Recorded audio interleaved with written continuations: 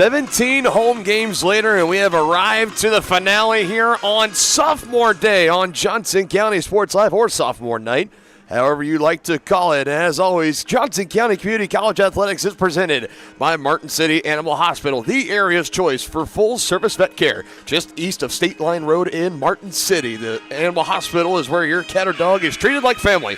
Call them at 816-941-0070. Learn more at mcaahvet.net. Hello, everybody. Dylan Funk, Kaden Garbajo. We've got you covered here today. The regular season finale, at least for the home portion of the schedule, coming up on your way as the women get started in just about 2.5 minutes. Johnson County and Neosho both coming out on the floor. 3 sophomores for this Lady Cavaliers squad, the reigning, defending, undefeated national champions, Kara Strickland, Layla Scott, and Carly Ellick. Recognitions are going to be taking place in between the men's and the women's game a little bit later on. So we got full action on your way here. Johnson County improved to 28-0 and a 10-0 conference record, wrapping up the 13th conference title in program history and 6 straight under 18th year head coach Ben Conrad, the living legend. Over 530 career wins here at Johnson County, the 2-time national champion. He is geared up for his team to potentially go and get a third come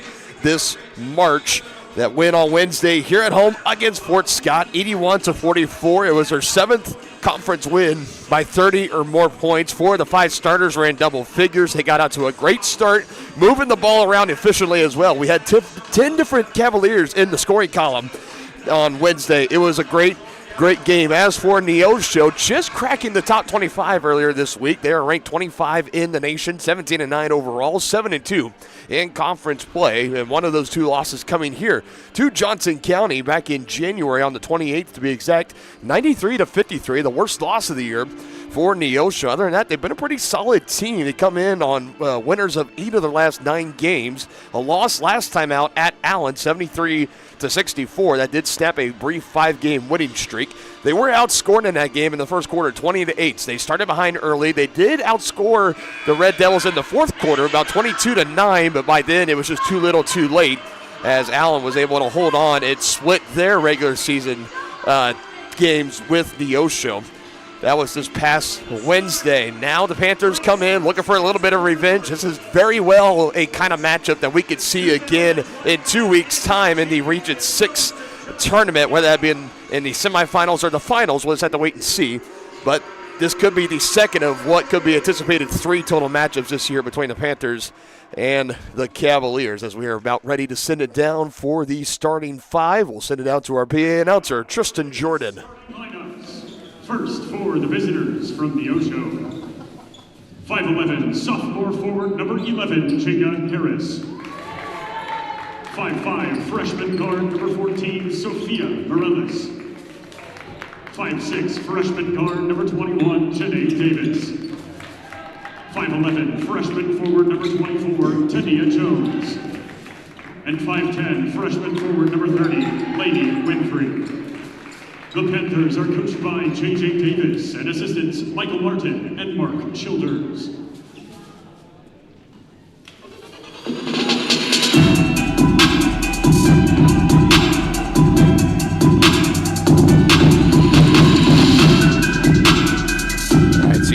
That was the starting 5 for Neosho.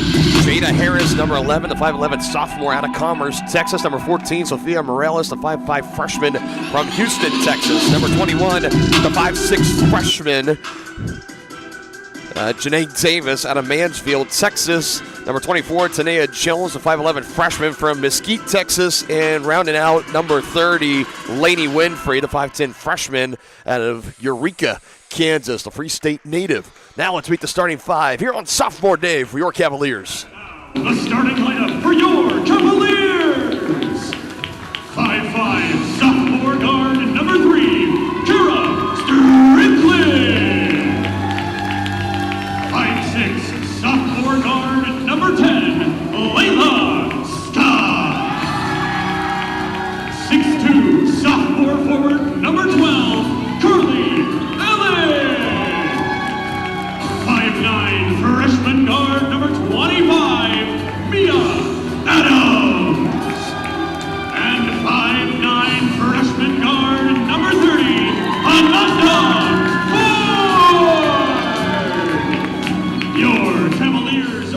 pretty on par with starting five we have seen a variety of times this year. Kara Strickland, Layla Scott, Carly Ellick are three sophomores, of course, going to be in the starting lineup.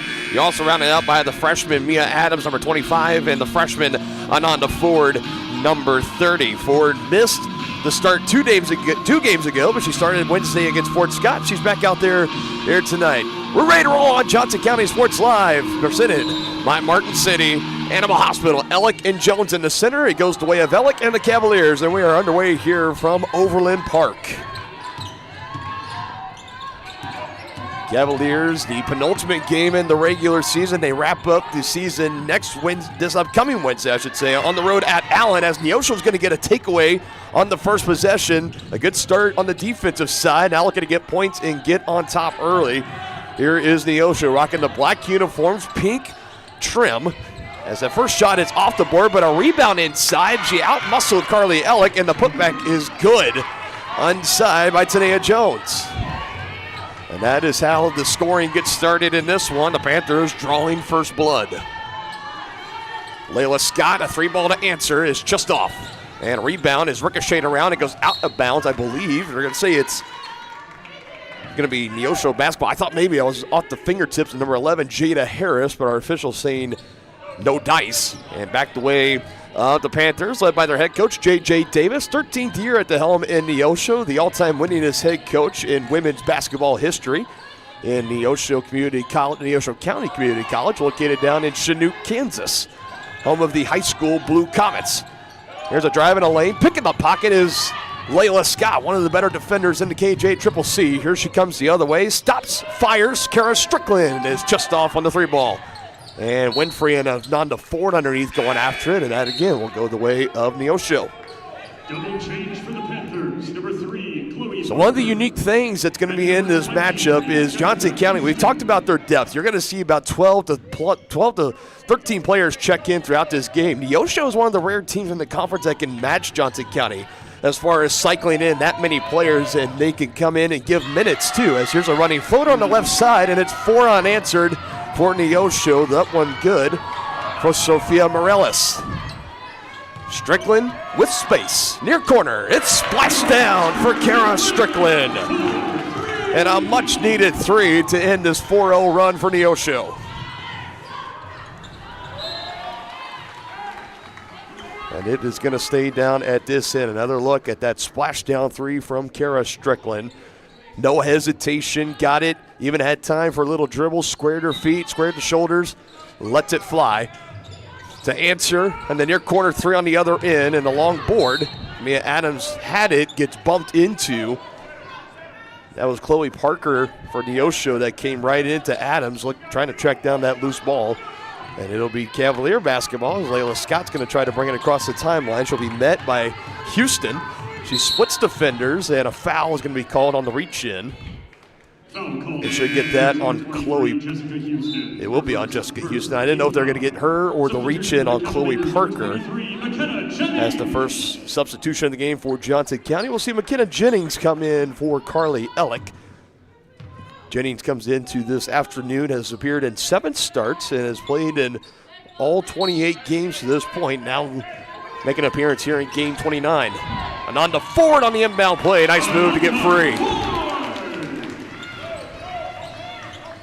Already 2 assists racked up here for Layla Scott. That time she finds Ananda Ford, and the Cavaliers now have answered 5 in a row to take the lead and now take a turnover, but give it right back to Neosho. So both teams straight off turnovers there, even at 2 apiece. Winfrey backing down inside. A little fade away, but she traveled with it.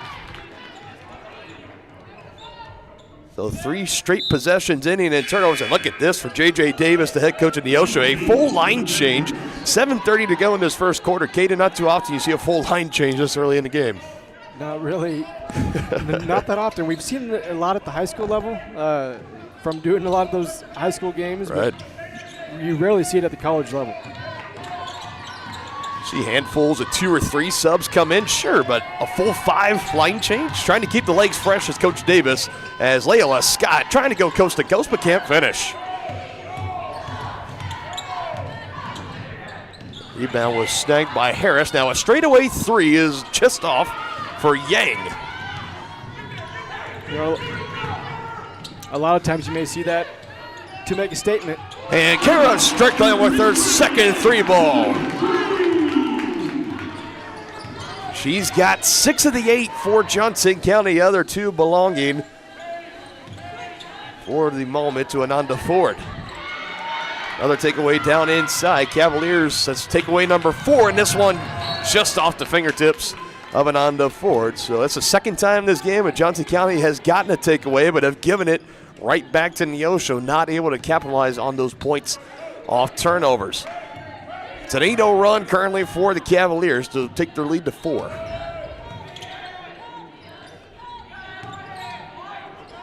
Takes the 3. No good. Long board, tracked at the free throw line. Now going to dribble in. Kaprasik, and she puts it up and in.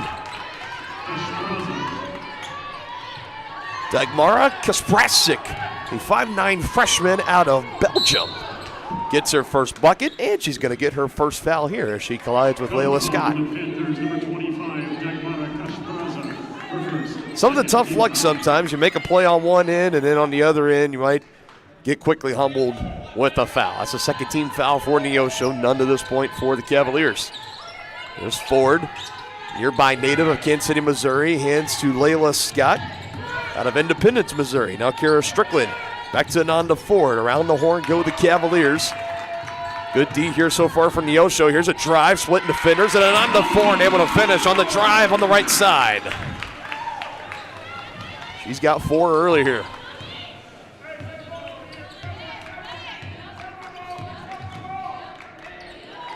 Cavaliers unrattled, unbothered by that quick 4-0 run for Neosho to start this game, but an and-one opportunity on that left side was a drive-in finish. That is number 12, Bauk Growlis, and she finishes it as the defense for Johnson County just caught napping there slightly. Easy drive to the lane and finish. Now to finish the three-point play, it is up and good for Growlis. On the season, a 51% free throw shooter. She's on the right side of about that 50-50 margin that time. Makes it a 1-point ball game. Mia Adams catch and shoot 3, just off. Mia Adams more known for her mid-range game right around the free throw line. Elbows top of the key. She can make a 3-ball though. As can this young lady. It's again Kasprasik that knocks it down and shoots 22% from three-point range. Has been getting better ever since. But now another turnover for Johnson County. Kasprasik backing around. This is Davis. Drives in, puts it up, short off the iron. Now the Cavaliers look to get out in transition. Scott taking on some contact. Now blows by her. Easy lay-in for Layla Scott. 2 rebounds, 2 assists, and now 2 points. And the all-time 3-point leading shooter in Cavalier women's basketball history, Layla Scott. Now she feeds it up the floor, finds Mia Adams. Wasn't looking for it initially, but the ball just found her way to her. And the shot off the heel. That time for Adams again. That's where she likes to take those shots. And we're going to have a quick 30-second timeout here taken by Coach J.J. Davis and the Neosho Panthers. A 1-point ball game. Cavaliers holding on to the lead over halfway into this opening quarter. We got a good one.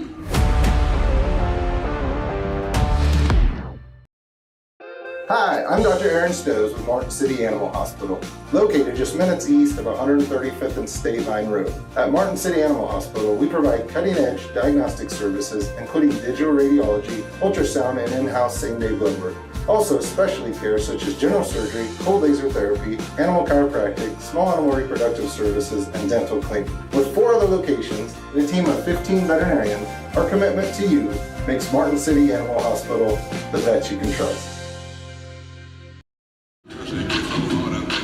Coach Conrad, he's in the middle of that huddle, behind the wall of his players, trying to rally his team right now. Up 12-11, 4:29 to go in this first period. We already mentioned with the win on Wednesday, Johnson County wrapping up their 13th conference title under Coach Conrad, and that is his 11th here as his time as head coach, 18th season for him. His assistant coaches Carlos Moore and Katie Maddox. Coach Conrad is continuing to establish himself as one of the GOATs of not just JUCO basketball, but not any level of collegiate basketball. A consistent program builder and retainer.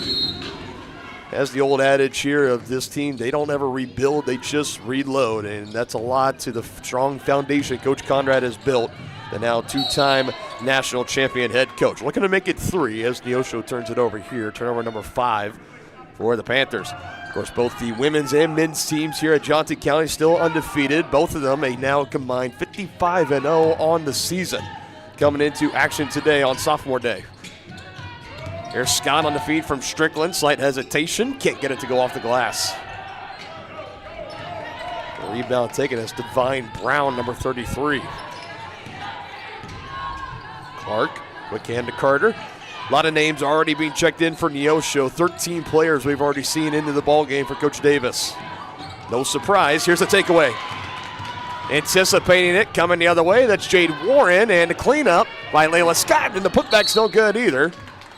And it'll be a foul on Layla. She tried to cause the jump ball on Azura Clark. Foul called on the Cavaliers, number 10, Layla Scott. Her first, second, team foul. So very rare you see 2 close chances like that. High percentage shots for Johnson County, and neither of them able to go. The first for Jade Warren in transition. Layla Scott had to clean up, had to kind of get it up a little awkward angle and fairly quickly with the defender trailing behind, so I get it. But still, some missed opportunities there for Johnson County. And that's turnover number 7 in this game for Neosho.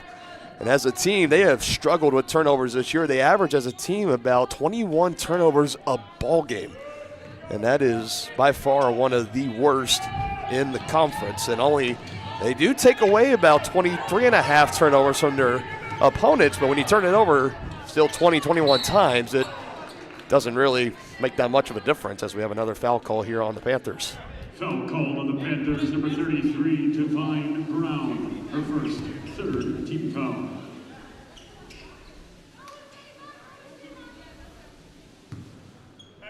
First foul on Divine Brown. That sends Jade Warren to the free throw line for the first time this afternoon. A little flat line shot, and that's the definition of a swirly as it goes down. She'll take it any way she can get it. The 5'7" freshman out of Milwaukee, Wisconsin. Shooting 75% on the season from the free throw line.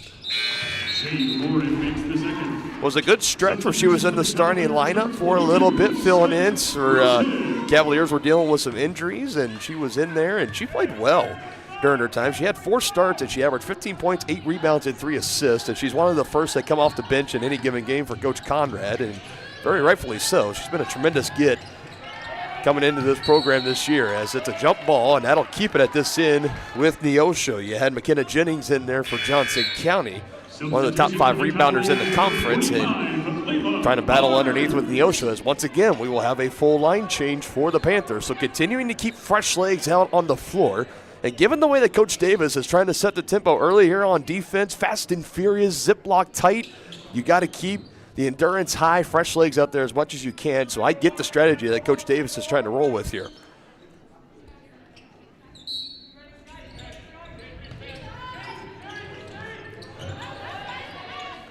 Good defense, Barnes underneath. Warren almost had another takeaway. It leaves an open 3 that's off the heel. Ball is still loose. And now the possession arrow will be in favor of the Cavaliers. Jessica Houston down for Neosho, but just got beat to the spot by Micaiah Johnson for Johnson County. And that's those little kind of plays right there. In a close game that's highly competitive, great hustle on all ends. That could be the difference in earning an extra possession, get that extra bucket that can result in a win or a loss. So everything kind of magnified in these big kind of, it's not playoff time quite yet, but you can feel the energy in this gymnasium, in this field house, if you will, and you could tell this has that kind of intensity to it. Cavaliers holding on to a 3-point lead. That was Johnson for Johnson County. That picks up her first personal. Both teams with 3 team fouls. Stops at the right elbow, puts it up well short on the shot from Chloe Parker and out of bounds. That'll be Cavalier basketball. Might have been partially deflected, hard to tell. It was kind of a little out of position for Parker as she tried to pull up at the right elbow. Good defense there by the defender for Johnson County, was all over it.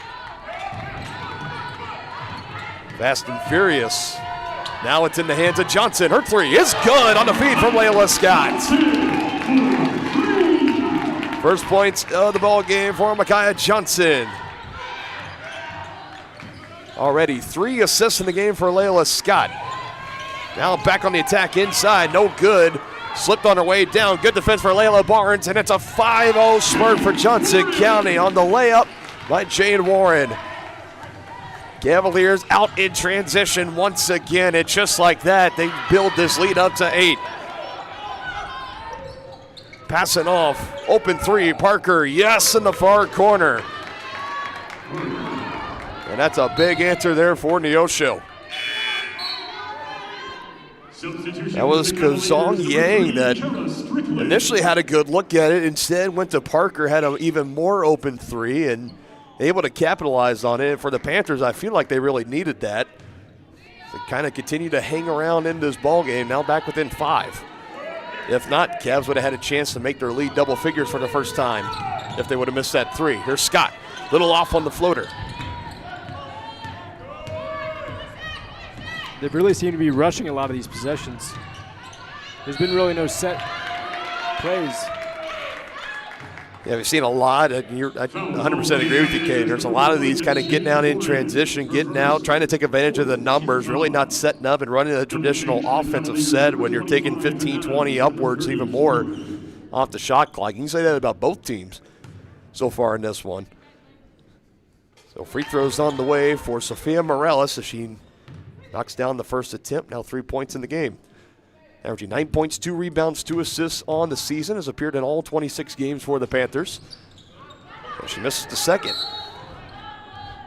And a foul underneath. That'll be a quick one to Neosho and Chloe Parker.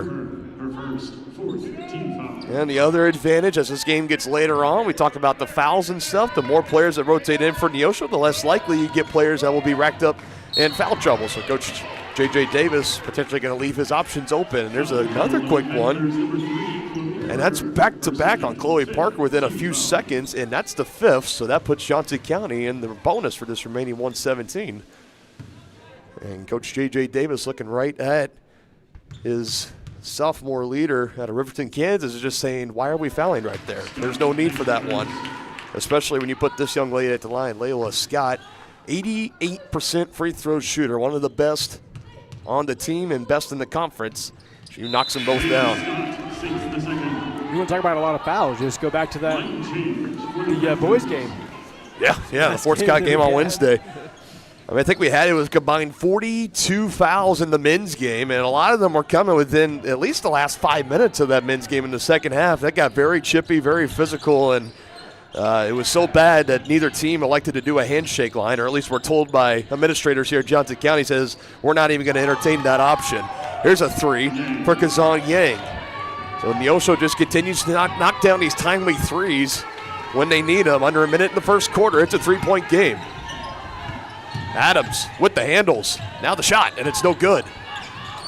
And a rebound eventually corralled. That was number 12, Bout Growlis, that got on it. Growlis drives on the head fake, gets by Barnes, and the lay-in is good, and the Panthers are back within 1. 5 points in the quarter for Growlis. Chance here for Johnson County. Adams, baseline drive, takes contact, and will go to the line for 2. Foul called on the Panthers, number 21, Janae Davis, her first. Again, still, we are not having a whole lot of time in these possessions. Both teams are being highly aggressive of driving in, getting some late kickouts to an open 3, or taking it right to the cup, taking some contact and trying to go to the charity stripe. That's exactly what Mia Adams just did, her first trip to the line today, the 5'10 freshman out of Tulsa, Oklahoma. Adams makes the first. There's Cavalier basketball and Tulsa, Oklahoma. They just seem to go hand in hand. We've seen it on the men's side for the past few years of Kyler Mann and Brandon Mann from around that area. Now Mia Adams, another standout Oklahoma native, repping the navy blue and gold of Cavalier here in the KJCCC. Back to a 3-point lead. Panthers can hold for the final shot. We haven't seen a possession really go much longer than 20 seconds, so this would be a first. Growlis thought about taking that 3. Davis lost it on the way. Recovery there. Nicely undone by Harris. Now an open 3 is no good at the horn. And we will head to the second quarter. And Neosho is at 20. Johnson County is at 23. We got a good one here on your home of the Cavaliers. Johnson County Sports Live.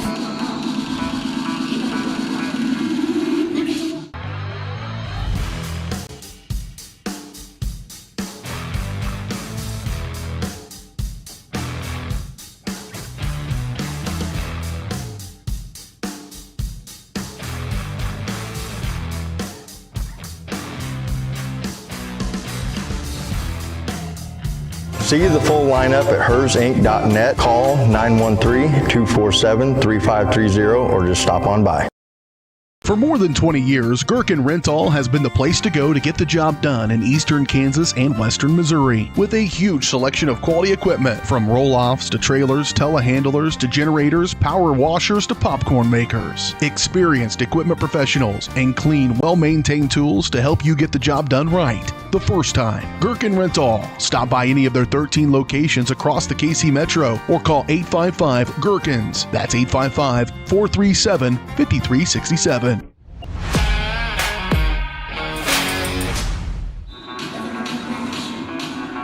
I feel like we really need that timeout in between quarters. A chance for everybody to catch their breath. That was felt like a track meet. Teams is going up and down the floor, and we got a good score, 23-20. Johnson County with the lead here early over Neosho as we open up the second quarter. Dylan Funk here with you in the broadcast booth. Ken Garbajo, my man on camera, going to have you covered today. Originally, it was supposed to be a 3 broadcast day here on Johnson County Sports Live, as we're supposed to have baseball, softball, and this basketball doubleheader. As that 3 is no good. Almost going out of bounds. It is out of bounds. On the baseline is Growlis. That'll be Cavalier basketball.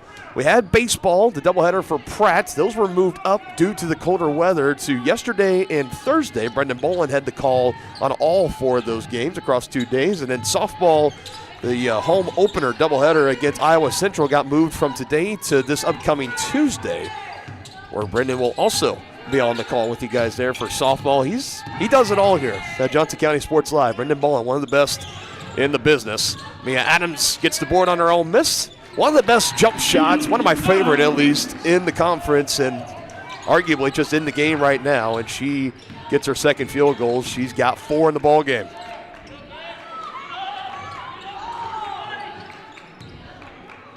Just the way that she rises all the way up to her peak and just that sweet stroke. And Mia Adams, it's really has grown and developed. Now she gets a block here, and that'll be Cavalier basketball as it was lapsed off the hands of Kazong Yang.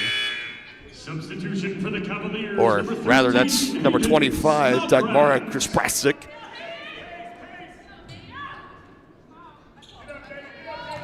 So you got Scott, Strickland, Ford, Adams, and down low, number 13, it's Haley Snodgrass that's in for the first time today. That 3 a little strong from Ford, but another offensive board, little fadeaway shot, just in and out from Mia Adams. A third chance here for the Cavaliers. Scott drives, floater, no good either. 3 chances for the Cavaliers and no dice. Here comes Neosho.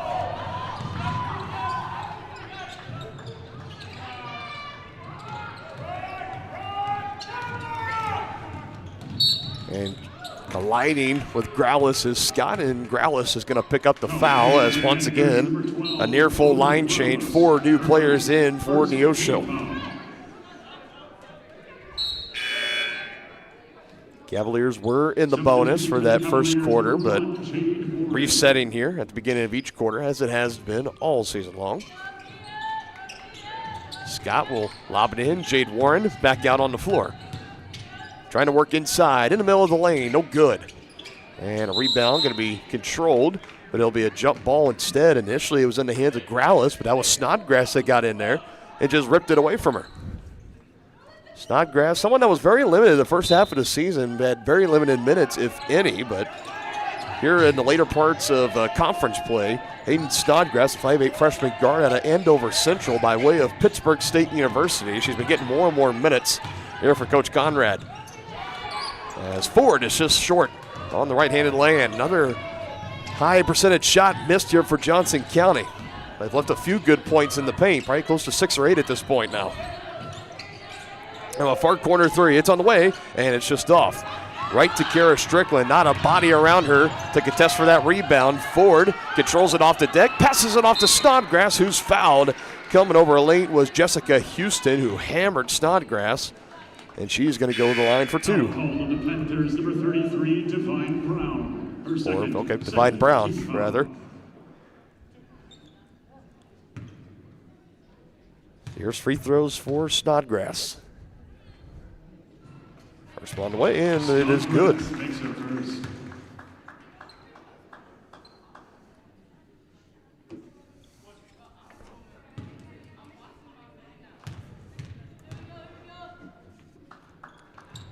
Knocks them both down. Hayden Snodgrass makes the Good stuff there for Snodgrass, and she'll be checked out of the game now, and it'll be Layla Barnes that checks back in.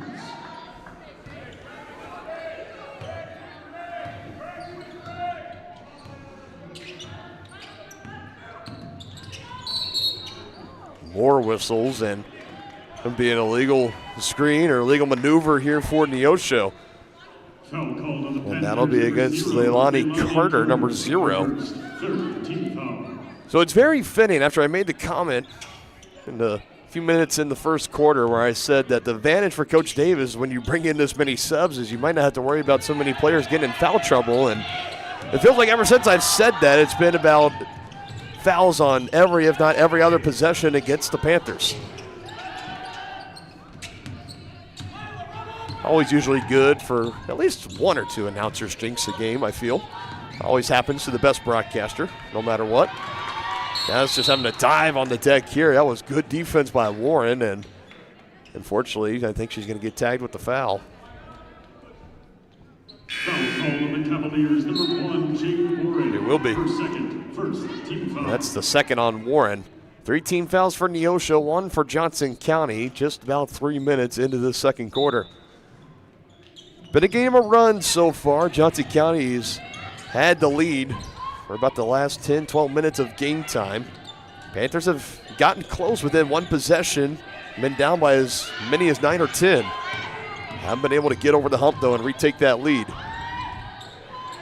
Feed inside to Winfrey, on to Ford all over. Now a shot clock violation as Sophia Morales couldn't get anything out there. Suffocating defense by Johnson County. Forces the 8th turnover of the game for Neosho.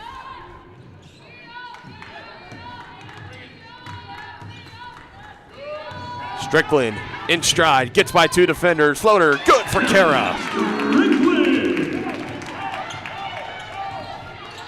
Another beautiful pass from Layla Scott, might I mention. Hit Kara Strickland in stride as she was being surrounded by 2 defenders. Nicely done, but the Panthers answer with a bucket on the other end. Quickly up the floor. Barnes, little strong. For neither team, they are not taking very much time on any offensive possessions. I mean, if we see one where there's 10 seconds on the shot clock, it's been a rarity. Winfrey, too far underneath the backboard, but there to collect, didn't hit rim, so clock keeps rolling. That shot off from Parker.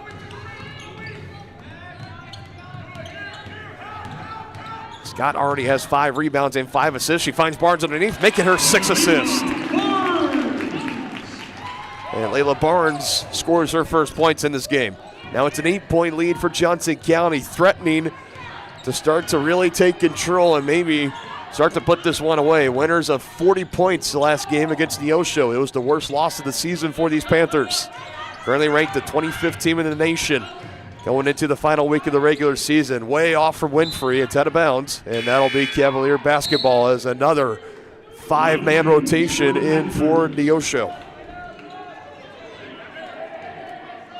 And we'll have Snodgrass also checking in for Johnson County. Substitution for the Cavaliers, number 13. Coach J.J. Davis continuing to coach up all of his players that are coming off the floor. Already mentioned the winningest head coach in women's basketball history, over 160 career wins in his 13 years there at the helm. He's the reigning KJCCC Coach of the Year in Division II. And has led Neosho to 3 straight 20-plus win seasons. And they're going to be, I think they're going to finish just under that. 19 at best is what they'll be able to get this season with a win today and a win in their game next week. There's team foul number 4 now on Neosho. So you get another quick one here. Johnson County could spend the second half of this quarter in the bonus once more. Only 1 team foul for the Cavaliers.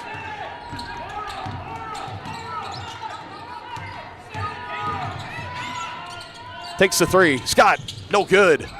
But a good rebound. That's Strickland in there. Another chance. And another Layla Scott 3 in this one and finds its way home.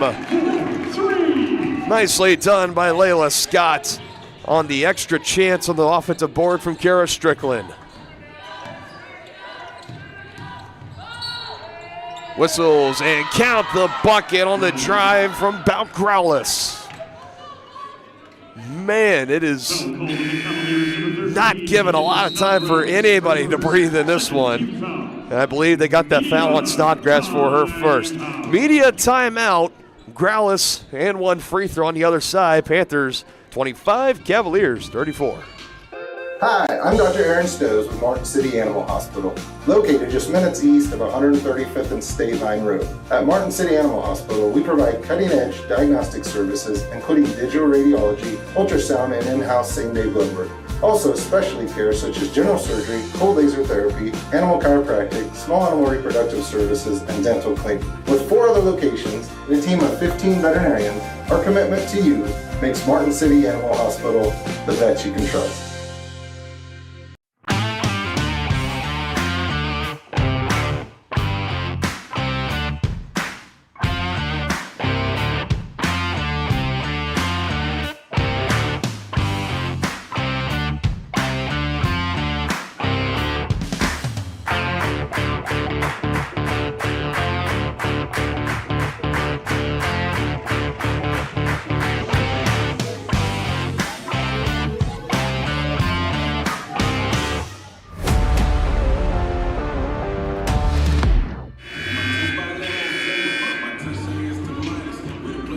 Always coaching, always helping to improve.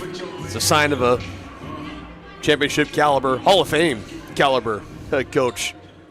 Working over with Hayden Snodgrass. She'll be coming out of the game. She picked up her first personal here on the drive and finish for Brout Growlis. So an and one free throw is on the way, and it's good as Growlis is able to finish the three-point play. She's got 8. And that's the lead for Johnson County, 34-26. Under 4.5 to go until halftime. Dylan Funk and Caden Carbajo here with you on a Saturday afternoon on JCSL. Scott, deep three. No good. Gets her on board. Scott, floater. That one's good off the glass.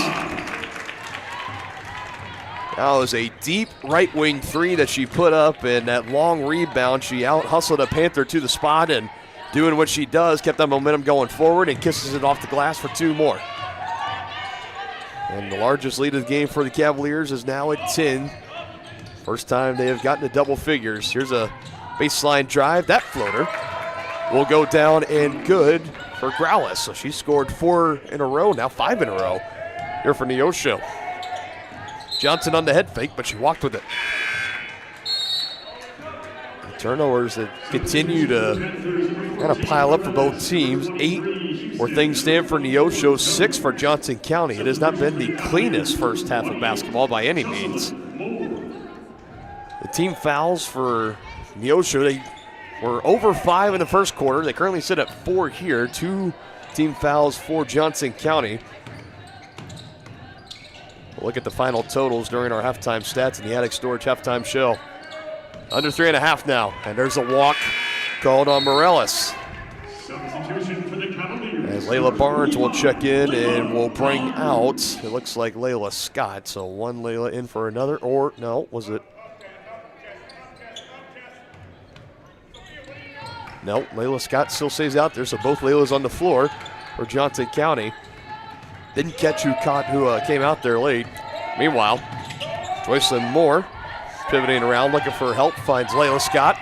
Driving a kick and on to Ford. Open three. Won't go. Hard clink of the iron. Somewhere inside. Johnson had a grip on it, but I think she lost it late, and that'll be Panther basketball. There was just a scrum of bodies inside underneath the rim. Johnson had the best chance at it for the Cavaliers, but couldn't quite get a firm grip on it.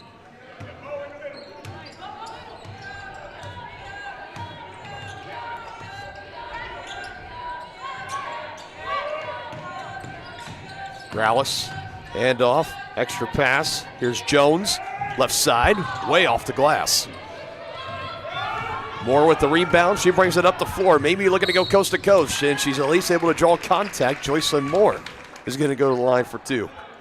Foul called on the Panthers, number 12, Luca Ramos, her third, 5th team foul. Substitution for the That's team Panthers, foul number 5 on Neosho as well. 2 free throws regardless here on the shooting foul. It'll be Joycelyn Moore looking for her first points. Has appeared in now all, or 28th game today, so she's appeared in every game but one this year for Johnson County. Averaging 1.2 rebounds, 2 assists a game. A 50% free throw shooter on the year, 9 of 18. And she makes the first. Over the time being, she gets that 50 percentage on the good side.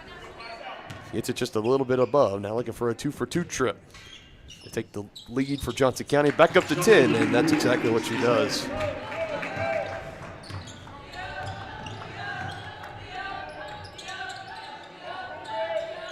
Seventh different scorer in this first half for Johnson County on those 2 free throws from Joycelyn Moore. Under 2.5 to go till halftime. It's a 10-point lead pending this 3, and it's hard off the heel, a harsh bounce, and Moore is there to collect her second rebound. She hands to Layla Scott, who goes to her right. There's going to be a drive by Johnson, and she was fouled. Coming over to close the lane off. It's Jessica Houston, number 23, and that is going to be her second personal. Kara Strickland. Oh, well, she will be coming in on the other side of these 2 free throws. Remember, bonus for Johnson County. So both myself and our PA announcer, Tristan Jordan, just getting a half step ahead of ourselves. Now Kara will be able to make her way in, unless she's coming in for the free throw shooter, which that actually appears to be the case. So she'll have to wait just a little bit longer. 55% on the season for Micaiah Johnson as she knocks them both down. It's been a good afternoon from the charity stripe for the Cavaliers. And now, officially, Kara Strickland makes her way back into the ball game. And the lead is 12 for Johnson County. Panthers were hanging around. They were hitting some timely threes. Have been close within 3 after surrendering the lead, but haven't been able to get any closer. Now down double digits. And a jump ball, and that'll stay here as Houston and Scott got tangled up. Substitution for the Cavaliers. And you will have McKenna Jennings checking in. I'll tell you what, Kane, if I had $1 for every substitution that both teams have made in this one, you and I would be pretty wealthy men living in this field house today. Yes. I think every coach has a strategy, and I think it really comes down to the style of game that's being played at the moment. And feels like every stoppage, every little brief pause in this game, somebody's at least getting a sub or 2 in. Nice jumper for McKenna Jennings. That's the 8th scorer for Johnson County. And there's assist number 6 for Layla Scott. She's one away from a new season high. It's been a great first half for her and the Cavaliers. They lead by 14. Under 90 seconds left in this opening half. Need a 3 desperately, will not get it. That last one off. Panthers have gone ice cold from beyond the arc after starting out pretty good. Strickland, big 3 on the way, will not rattle home. Rebound inside, put back, and a chance to earn 2. Inside for Joycelyn Moore, who has been on the floor for about the last half of this second quarter, and she has put in some outstanding minutes for Coach Conrad. Her second trip to the line coming up. She collects an offensive rebound and a chance to help build up this lead. That's rebound number 4 for Moore. And fresh off a 2-for-2 trip a few moments ago. Can't knock down that one. you know, going back to all the substitutions, I think coaches almost play off each other. You know, it's like, I'm going to sub, and then the other coach is like, well, I'm going to sub too. Yeah, I'm going to keep fresh legs out there too with your fresh legs. I'll show you. So, yeah, this is, Neosho's really the only team in the conference that can kind of go stride for stride with Johnson County and their substitutions that they make in any given game. So this is why we expected this coming into this matchup, and we have seen our fair share of substitutions, that's for sure. So Joycelyn Moore picks up the foul on that last free throw. She set a new season high and made free throws in a game. She's 3 for 4 from the line now. And here's 2 for Janae Davis on the other end for Neosho. She makes her first shot. 5'6" freshman out of Mansfield, Texas. Also the stopping grounds over on the men's team for Johnson County, the freshman Trey Fulcher. Same town, same high school. I imagine they probably know each other. Both playing on the high school men's and women's team, or I would assume at least, but I could be wrong. Straightaway three. Straight down for Layla Scott.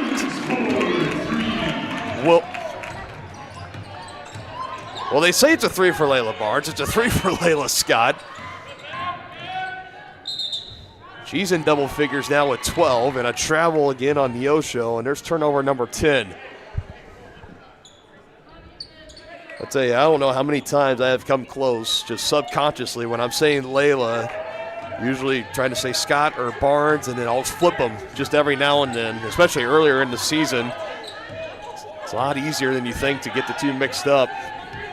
About a half-second difference between shot clock and game clock, so Johnson County essentially can hold for the final shot. And this looks like that's what they're going to do. What will they draw up? 10 on the shot clock.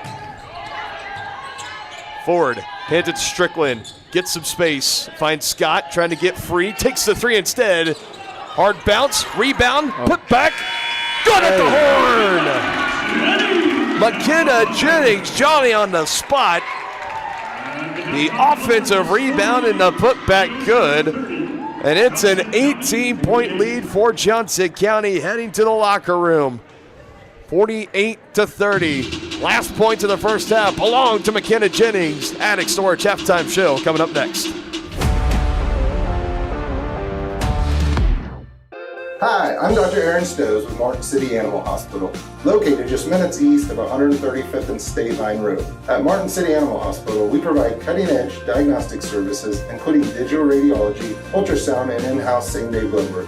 Also, specialty care such as general surgery, cold laser therapy, animal chiropractic, small animal reproductive services, and dental cleaning. With 4 other locations and a team of 15 veterinarians, our commitment to you makes Martin City Animal Hospital the vet you can trust.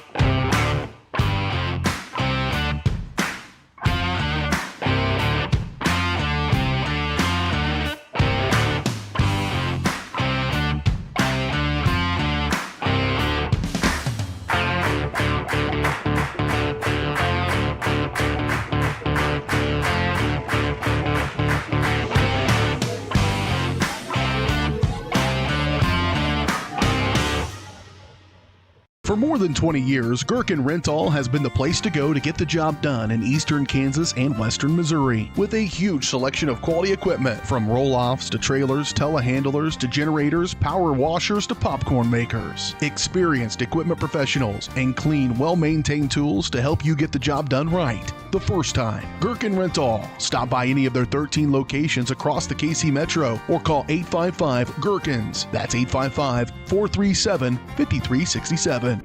Hey, you ready to go to my mom's? Well, I can't go today. I have to mow. It's probably going to take all day. Well, that's too bad. Don't work too hard.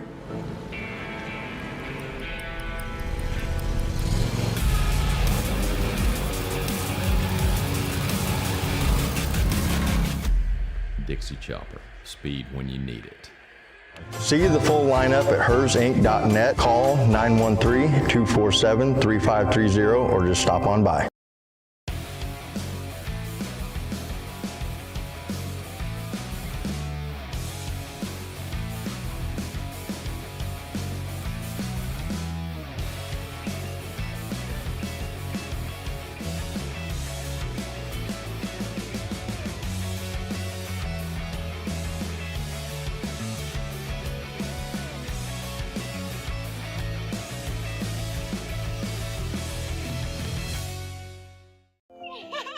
How do you see the world?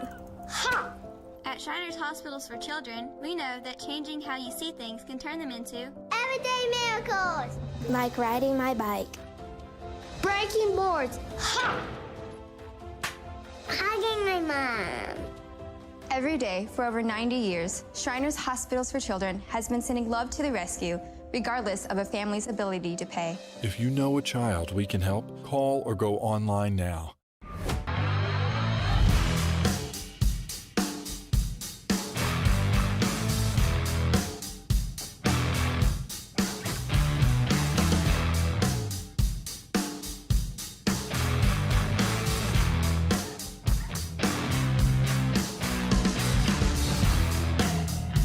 See the full lineup at hersinc.net. Call 913-247-3530 or just stop on by. For more than 20 years, Gherkin Rental has been the place to go to get the job done in eastern Kansas and western Missouri. With a huge selection of quality equipment, from roll-offs to trailers, telehandlers to generators, power washers to popcorn makers. Experienced equipment professionals and clean, well-maintained tools to help you get the job done right the first time. Gherkin Rental. Stop by any of their 13 locations across the KC Metro or call 855-GHERKINS. That's 855-437-5367. How do you see the world? At Shriners Hospitals for Children, we know that changing how you see things can turn them into everyday miracles. Like riding my bike. Breaking boards. Hugging my mom. Every day for over 90 years, Shriners Hospitals for Children has been sending love to the rescue, regardless of a family's ability to pay. If you know a child we can help, call or go online now. Prescription drug pricing points to corporate Freedom of the press is about your right to know. and Clark sheer athleticism. It's about your right to be informed. Today, there are real threats to press freedom reaching residential areas. and your right to know about the world around us. We must protect our right to know, no matter what kind of news is important to you. Before it's too late, understand the threats. ProtectPressFreedom.org.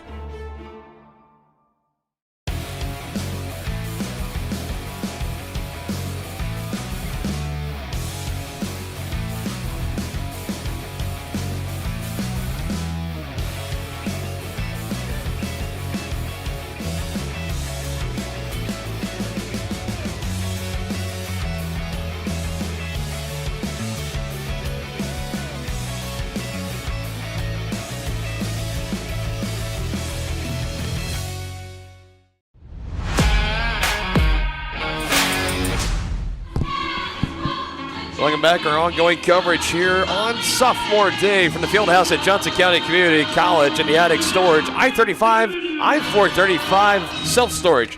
Halftime show. Attic offers climate-controlled units, RV and vehicle storage, plus clean, move-in ready spaces. As a veteran-owned, community-focused business, Attic features monitored 24/7 sites with friendly on-site managers. Rent, reserve, and pay online anytime at attic-storage.com. Dylan Funk, Caden Carvalho here in the broadcast booth with you. Halftime festivities going on. Still about 8:45 to go until we get started in the second half. Let's get through some point totals real quick. And the main story from that first half is a variety of different players checking in for both teams, nearly using up the entirety of their rosters, maybe with the exception of just one or two players on each side. You got 8 different scores for Johnson County. Kara Strickland with 8, 12 points for Layla Scott. More on her big day here in a little bit. 4 for Mia Adams, 4 for Ananda Ford. The only starter without any points is Carly Ellick. She's only logged 2 minutes so far in this game. Off the bench, you've gotten 4 points from Jade Warren, 5 from Micaiah Johnson, 2 from Hayden Snodgrass, 4 from McKenna Jennings. You got 3 from Joycelyn Moore, and you got 2 here from Layla Barnes. And on the other side for Neosho, you got Jada Harris in the starting lineup. Again, they have 4 of the 5 scores as well. No points for Harris, 3 for Sophia Morales, 2 for Janae Davis, 2 for Tanea Jones, and 3 for Lainey Winfred off their bench. Very, very deep. You got no points yet for Leonie Carter or Azura Clark. 3 points for Chloe Parker. 10 points for Bout Growlis. He's the leading scorer for Neosho, second leading scorer in the game. 3 for Kazong Yang. 4 for Dagmara Kasprasik. And that one felt like a laundry list to rattle off here. Johnson County finishes that first half shooting 39% from the field, 38% from 3 as a team. They finished going 5 of 14 and a stellar 93% from the free throw line, 13 of 14 in that first half. As for Neosho, they shot 31% from the field, 19% as a team for 3. They went 3 of 16, and of those 3 and 16 in that, they made their first maybe 3 of the first 4, 3 of the first 5 in this game. They have been ice cold ever since then. Now shooting just 19%, and then from the free throw line, they go 5 of 6 as a team. That's 83% from the free throw line. We're going to take another quick break. We'll come back, give you some more stats and notes before we wrap it up here in the Attic Storage Halftime Show. Hi, I'm Dr. Aaron Stowe with Martin City Animal Hospital, located just minutes east of 135th and State Vine Road. At Martin City Animal Hospital, we provide cutting-edge diagnostic services, including digital radiology, ultrasound, and in-house same-day blood work. Also, specialty care such as general surgery, cold laser therapy, animal chiropractic, small animal reproductive services, and dental cleaning. With 4 other locations and a team of 15 veterinarians, our commitment to you makes Martin City Animal Hospital the vet you can trust.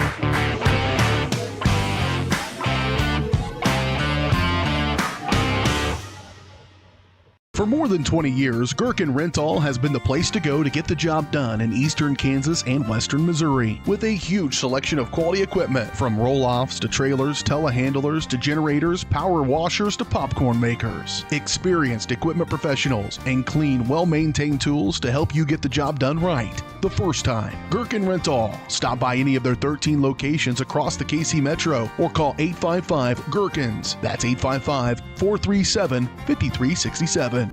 Hey, you ready to go to my mom's? Well, I can't go today. I have to mow. It's probably going to take all day. Well, that's too bad. Don't work too hard.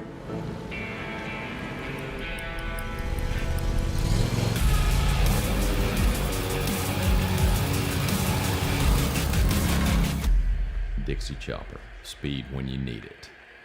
See the full lineup at hersinc.net. Call 913-247-3530 or just stop on by.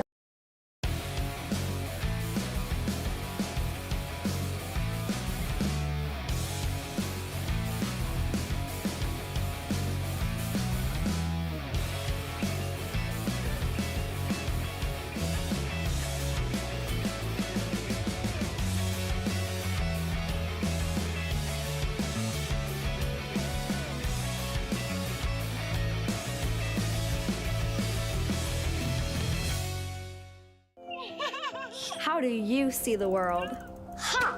At Shriners Hospitals for Children, we know that changing how you see things can turn them into everyday miracles.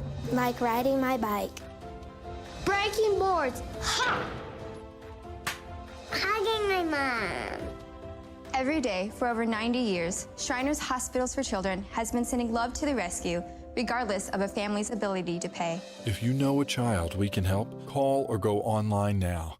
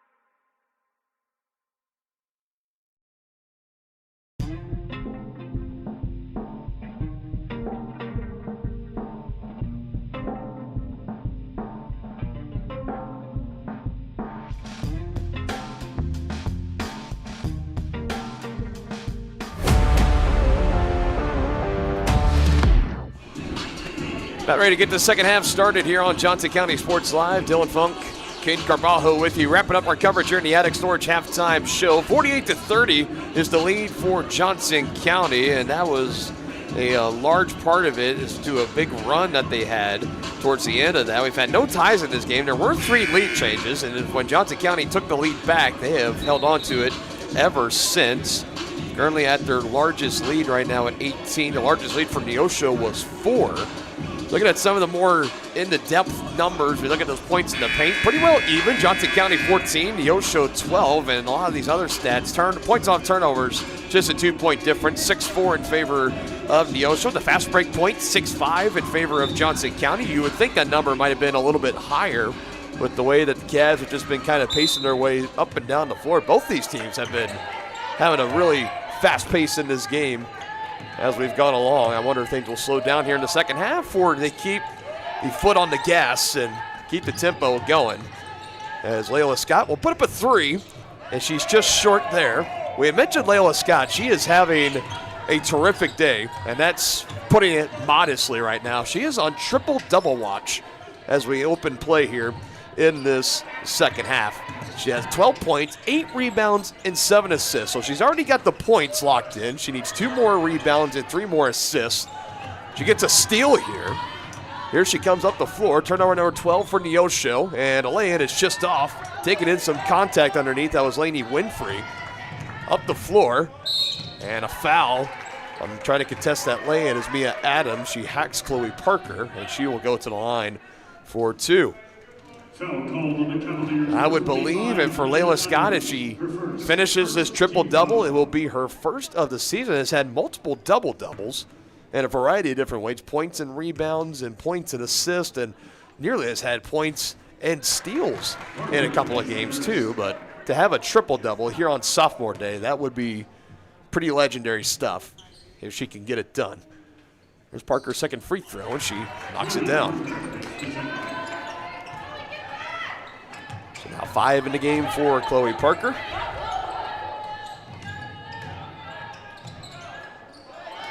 And there's Ananda Ford that gets the points for Johnson County. She's now got 6. And the Cavaliers answer right back to hold that lead at 18.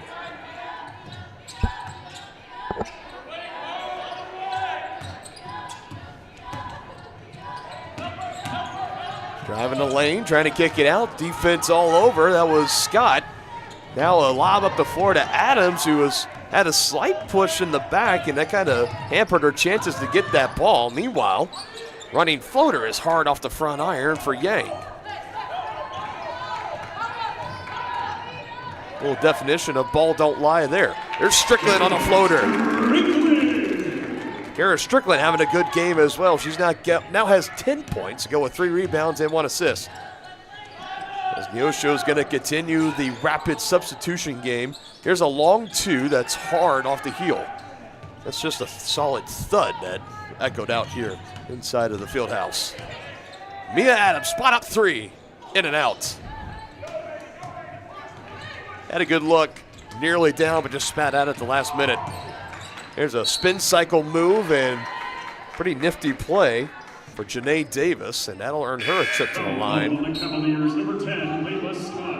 And that's the second personal foul on Layla Scott. So here comes that full line change for Neosho, rather. It's one player going to have to wait over by the scores table with free throws coming up for Janae Davis. Went 2 for 2 at the line in the first half. First one on this trip is up, and it is no good. He's a little bit short. Both teams terrific from the free throw line in that first half as she gets the second one to fall, and she will now promptly be checked out of the game. 3 points for Davis, and all 3 coming from the free throw line. Johnson County went 93%, 13 of 14 in the first half, and 5 of 6 for Neosho in the first half. That was 83%. Token pressure is being applied here for Neosho. Morale's going to meet Strickland as she brings it across the timeline. Quickly gives it to Mia Adams, who's just off on the 3 ball. And there in the middle is Morales that had the board. Quickly gets it up the floor. Yang almost losing it, just kind of scurries it over to Morales, keeping this possession alive. Here's a big three on the way. That's way off the mark, an air ball from near the top of the key. And that'll be Cavalier basketball. That last shot just off from Leilani Carter.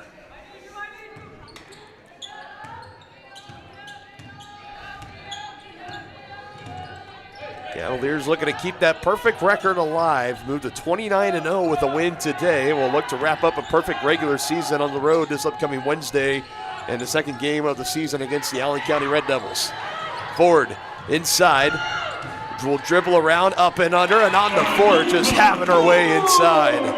There wasn't a body that really collapsed down on her. It took a little bit. Finally, help came over from Tanea Jones, but by then, Ford just had all the momentum and just kind of doing whatever she wanted down there. Now a rebound here on the miss. That was McKenna Jennings for Johnson County. But a quick turnover for the Cavaliers. This defensive effort for Neosho, it's been there all day long. They've been able to take some turnovers off of Johnson County. That's turnover number 8 in the ball game. But those points off turnovers, they just haven't been there. From that first half, Neosho's only had 4 points off turnovers and are not going to get any more here on the three from Yang as that'll roll out of bounds. Layla Barnes will check back in now. 6:31 mark of this third quarter. It's a 21-point lead for Johnson County, 54-33. 3 early lead changes. Johnson County has held the advantage for about the last 18 minutes of game time. Behind the back move, Adams, nice feed, and we'll have a chance to go to the line. That was a nice behind the back dribble, showing off the ball handling skills, gets by a defender and with space as she draws the contact. So here's Adams shooting 70% on the season from the line. First one is in the air and it just rattles off. This is the second trip of the game for Mia. Recorded on the year, 22 starts in 26 total games played. She's missed a few, but she's been healthy as of late, and she's going to be a key piece for this team coming into postseason time.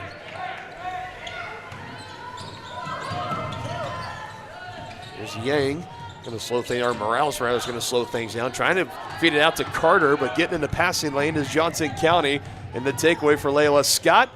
Trying to weave through defenders, and on the Ford's putback's no good. Some contact inside, no whistles go. Tanea Jones eventually comes away with the rebound, and a three for Carter. No good. Neosho just has continued to stay ice cold from three-point range. Give it another try. That one way off again from Harris, but a third chance.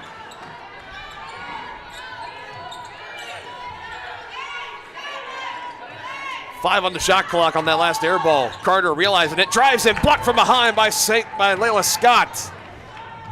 Feeds it up ahead. Adams squares three. Yes! Adams for three. The emphatic three shot by Mia Adams.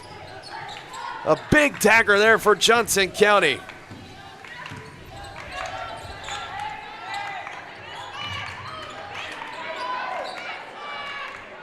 All the pressure on Neosho now. Under 10 on the shot clock again. Carter tries to drive again, can't get it, but another offensive board. 4 in the last 3 possessions for the Panthers. That last one taken by Morales. Inside, denied, off the side of the backboard. Another offensive rebound. That was actually Tanea Jones inside that had both those offensive boards.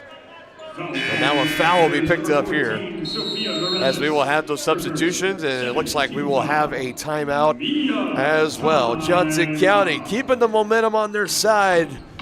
4:45 still to play in this third quarter. Mia Adams, that was a big three in this ball game. Hi, I'm Dr. Aaron Stows with Martin City Animal Hospital, located just minutes east of 135th and State Vine Road. At Martin City Animal Hospital, we provide cutting-edge diagnostic services, including digital radiology, ultrasound, and in-house same-day blood work. Also, specialty care such as general surgery, cold laser therapy, animal chiropractic, small animal reproductive services, and dental cleaning. With 4 other locations and a team of 15 veterinarians, our commitment to you makes Martin City Animal Hospital the vet you can trust.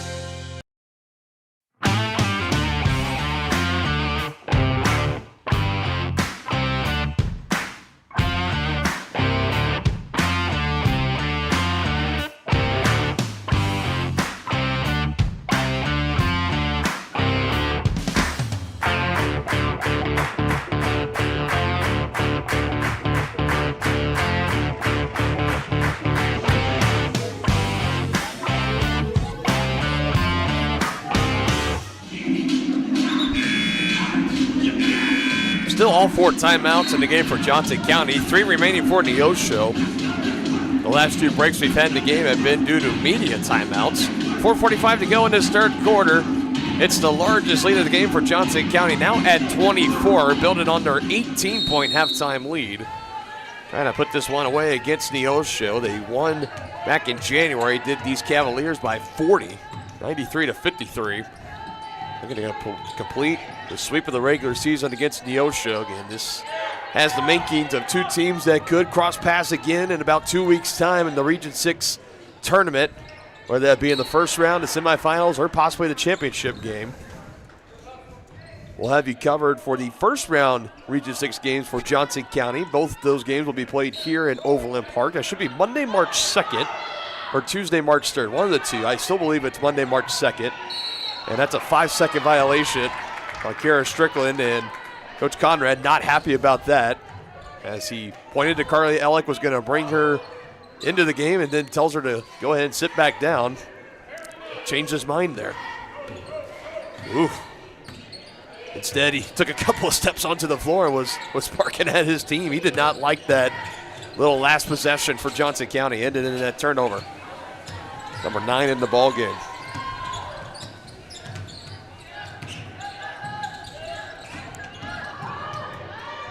Drive, no good. Gets the miss and puts it back up. In it good for Bout Growlis, who's been the leading producer, now with 12 for the Panthers. And I'll tell you what, the offensive rebounding definitely has taken an uptick in favor of Neosho in this third quarter. Only 5 offensive boards in the first half. Johnson County had 10.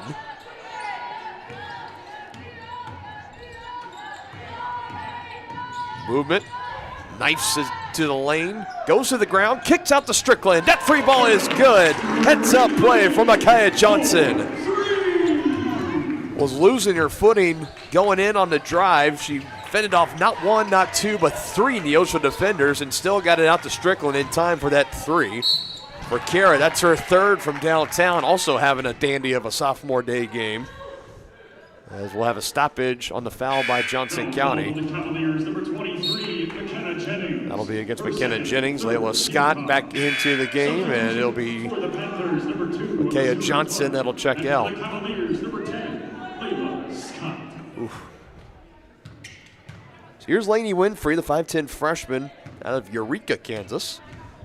A 67% free throw shooter, 4th in the conference in 3-point shooting percentage at 37% coming into action today.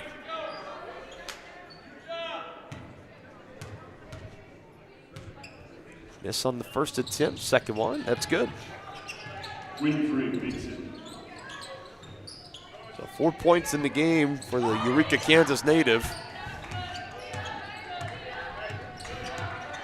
This has been just another one of those signature Johnson County games. A little back and forth in the first quarter. Cavaliers go on a run, pull away in the second quarter, and just take that double-digit lead into the third, and eventually we'll build on it in the fourth, and we'll look to win their 8th game of the season in conference play by 30 or more points. By far the best in the conference and one of the best in the country as far as that quantity of double-digit wins. As Hayden Snodgrass is going to check in, and I believe she comes in for McKenna Jennings, and she does. So you got Snodgrass, Scott, Warren, Strickland, and Ford, the 5 out on the floor for Johnson County. Takes 2 defenders with her, leaves an open look, and a 3-ball good for Bout Growlis. That's her first from downtown. Good job done by Janae Davis, taking 2 defenders with her. That left the open Bout Growlis on the 3. Now Ananda Ford goes through 2 defenders. Bully ball inside, and she lost it.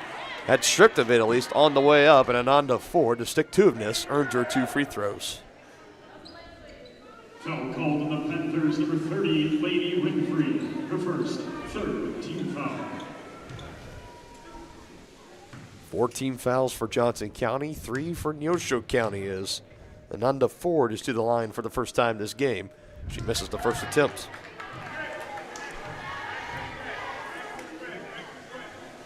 Has started in every game but one this season. That game was 2 games ago. Here she came off the bench for the first time, had 4 points in that game.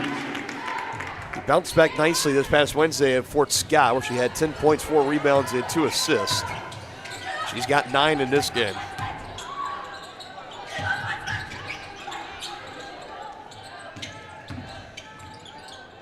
Davis trying to free up space, can't get the bank shot to go, and there's a crucial rebound for Layla Scott. That's number 9 as she's closing in on a potential triple-double, and a count the bucket for Ananda Ford.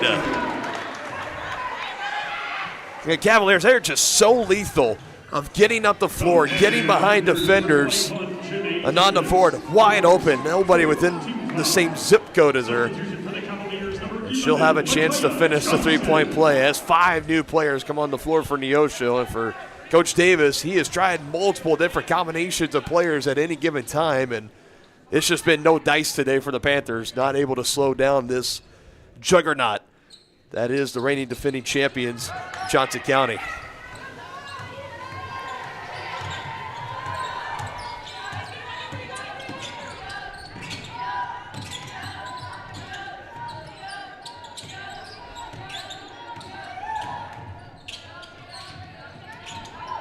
Cross up, baseline drive, and the floater no good. Neosho begging for a foul. They don't get it. That was a box out inside and tried to pull the hands away late, but Micaiah Johnson already touched it. Tried her best. Definitely has the definition of putting a body on somebody. Anytime that ball comes off the rim, one of the better kind of box out players on the floor at any given time for Johnson County. Always looking around for an opposing color jersey and doing what she arguably does best as far as being a solid rebounder for this team. This one taken by Warren as she goes up the floor to Ford, trying to go back. The ricochet off the shin. It goes to Strickland. That was off the shin of Carter. And that's a hard fall to the deck for Sophia Morales, and she's a little slow to get up. Foul called on the Panthers, number 13, Sophia Morales. Her second, 5th team foul. It fell down right onto her back and hit the elbow, I think, as she gets up, and she's okay. Gets the foul on top of that, too, so it salt in the wound, if you will. That's her first, and for the 3rd time today, Johnson County is going to be in the bonus. And free throws on the way. Kara Strickland. And she knocks down the first. So it's very fitting on sophomore day. Your 2 key tandem players from the national tournament team last year, the national championship team, I should say, leading scorers. Kara Strickland now has 15 today to go with Layla Scott's 12 right now. She's been scoreless as Layla in this second half. She gets the rebound there. That's number 10, so she's got the double-double secured. Still looking for the triple-double. And she'll look to get her first second half points coming at the free throw line here at the 1-minute, 7-second mark. So that's 12 points, 10 rebounds. She's still sitting at 7 assists, so she needs just a little bit more help. And the big question with how big of a lead that Johnson County has, about 11 minutes just to play in this ballgame, how much longer is Coach Conrad going to leave her out there?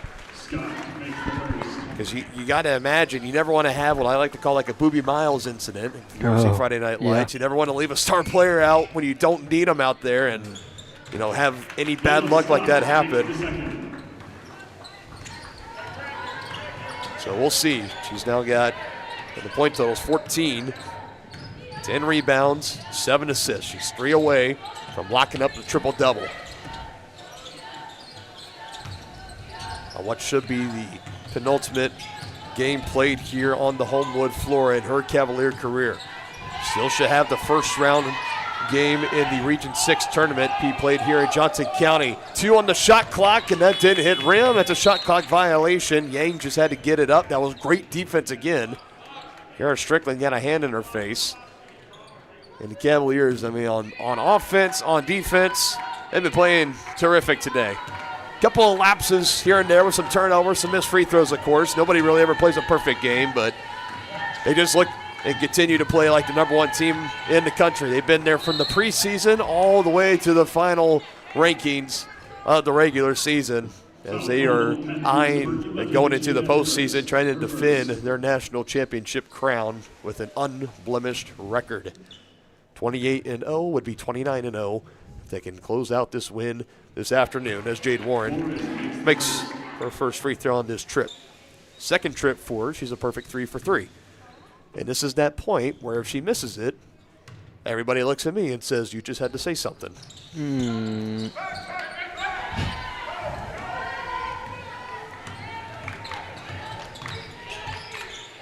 I know, Caden. I know. Always happens. I know. Always happens.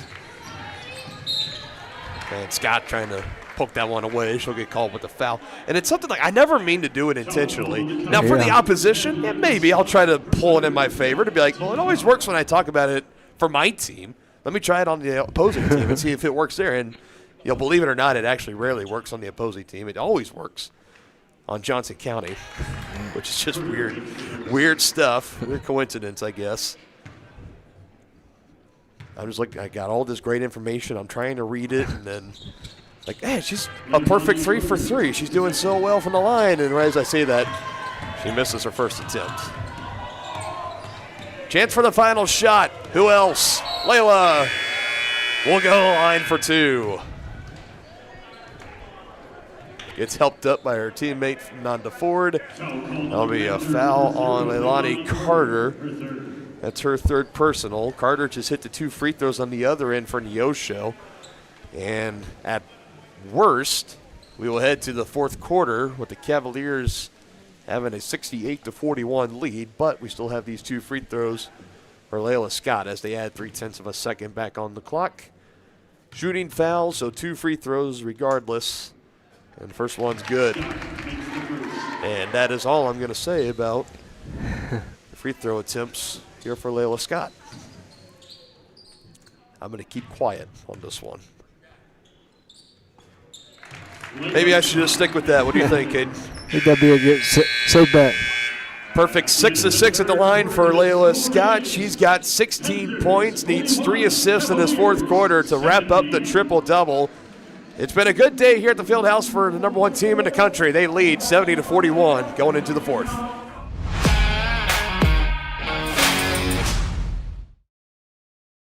More time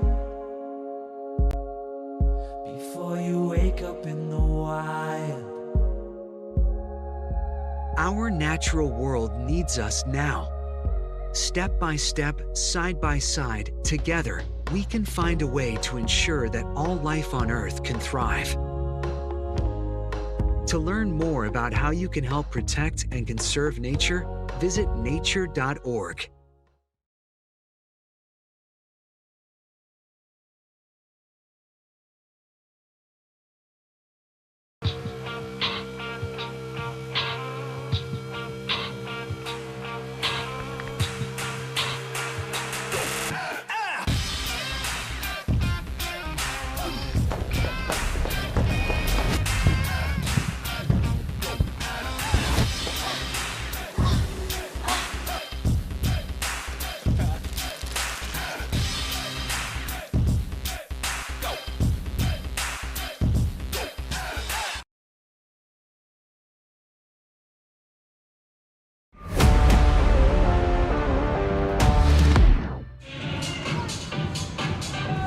Fourth and final quarter. Johnson County working on a 29-point lead here over Neosho. Dylan Funk and King Carbajo here in the broadcast booth with you. Still got one more game in our doubleheader to be played after this. We have the men's game between Neosho and Johnson County. That one's thrown right into the hands. Easy steal from McKenna Jennings. That'll be the easiest steal she has in her collegiate career, I'm willing to bet. As Ananda Ford puts it back up and in. A quick feed from Jade Warren. And Ananda, another Cavaliers scorer in double figures. She's got 13. And the Cavaliers now lead by 31 and are now within that range. If they can win by 30 or more, it would be their 8th win in conference play by that margin. It would be the second time they've beaten Neosho by that many. They beat them by 40 in the first matchup a little under a month ago, back on January 28th. They beat them by 40 in that matchup. More subs being made. You got Jennings still out there with Johnson, Strickland. Here's Layla Scott bringing it across the floor. And Mia Adams, who's Ball's in her hand right now. And for Layla Scott, I'm not sure if she's aware of it or not, but where she's at on a potential triple-double, that was so close to being assist number 8. She's got the points. She's got, 16 points. She's got 10 rebounds. That would have been assist number 8 if Kara would have been able to knock down that basket. So, of course, she's not pressing to get it, you wouldn't think, because that's a nice use of the glass there for Kasprasik. She's got 8. But you know she would love to get it. She's going to take this 3. Too bad you can't exchange like a 3-point basket for an assist or something. Right. That's her 3rd from downtown. She's now got 19 rather, to answer. And there's the first 3-point basket of the second half for Neosho, and it comes from Chloe Parker, and that's her 2nd of the game. She hit the very first one to start the game and to start the scoring in this game. Panthers have been ice cold ever since as Adams just off on the mid-range jumper. But here's Strickland, offensive boards, getting the feet inside and drawing the foul. 2 free throws on the way for Micaiah Johnson. And yeah, I really think the only question is for Coach Conrad, how long are you going to leave Layla Scott, Kara Strickland, how long are you going to leave them out there in this 4th quarter with about just a little over 8 to go in the ball game? And got it pretty well wrapped up here. You can take it back to a 30-point lead on a made free throw. See if Johnson can do that, and she does.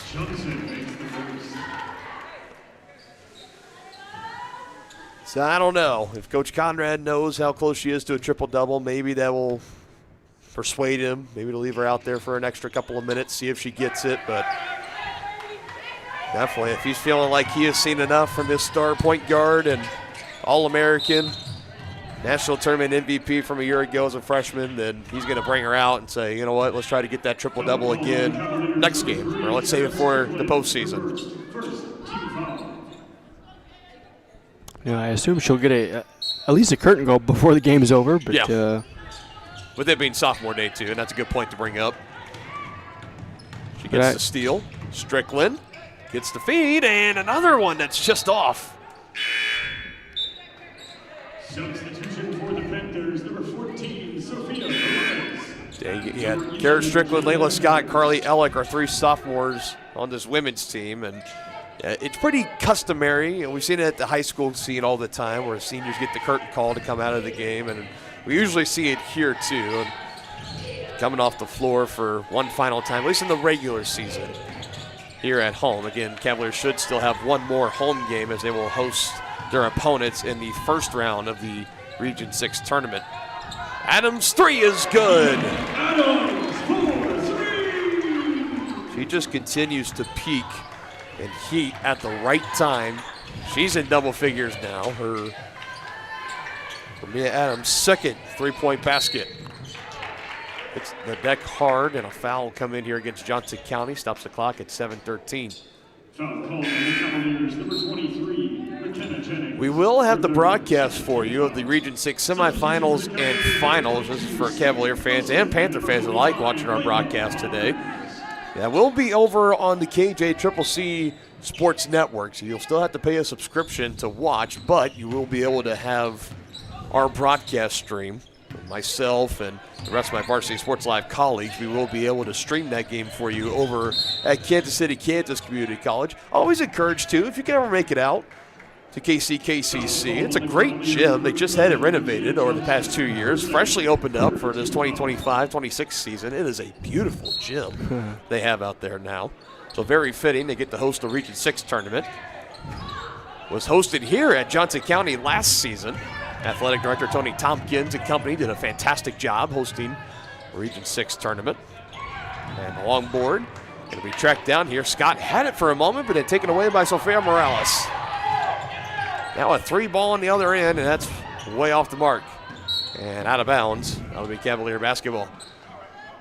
Although, of course, you know, you were thinking hosting it here at Johnson County, the Region 6 tournament a season ago, you're thinking that's got to give the Cavaliers a big advantage, right? Well, Johnson County got upset in the semifinals. The women's team did against Highland, who were the eventual champions, and the men's team lost in a heartbreak one-possession score against KCK as Layla Scott scorches the nets once more. And that's 6 straight points from her from downtown. And she is on target. That's her 4th 3-point basket.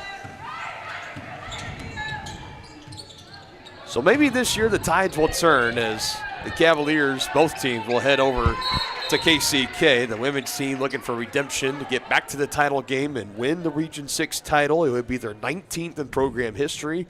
And for the men, they would love nothing more to go out and after losing to KCK on their home floor, go in to the home of the Blue Devils and win their 14th Region 6 title and the first since 2023. The other three chants. Too strong. A couple of Panthers going at one another, and it's out of bounds, and it's a shove on Johnson County. It's a foul. Foul called on the Cavaliers, number 45, Layla Barnes. Getting to that point in the game where you can tell it's getting pretty well decided. Just got to figure out what the final score is going to be. 82-46, under 6 to go in this one. 17 home games for Johnson County this year for the women's side of things, and they have defended the home court very well, to say the least. Haven't lost a regular season game here at home. You got to go all the way back to January 29th of 2020. That was a home game here against Labette. It's crazy to think there has been a worldwide pandemic more recently than a regular season home loss here for this Johnson County women's squad. As they just continue to run the score out. This time it's 2 points for Skyte Wilson, who's seeing her first few minutes, and she gets her first bucket. I was actually attending school here when that pandemic occurred. Yes, as was I. You and I were, well, at least for me, I was in my sophomore year. Are you a grade below? I am a grade below you, yes. That was my first freshman year here. And so you graduated high school class of 2019? Yes. Okay, I'm class of 2018. Got you there. Yeah, we got an all-Cavalier alumni that is broadcast crew here. That's pretty awesome. Love it. Awesome stuff. Halfway through, just over halfway through this fourth quarter, Cavaliers on their way to their 29th straight win.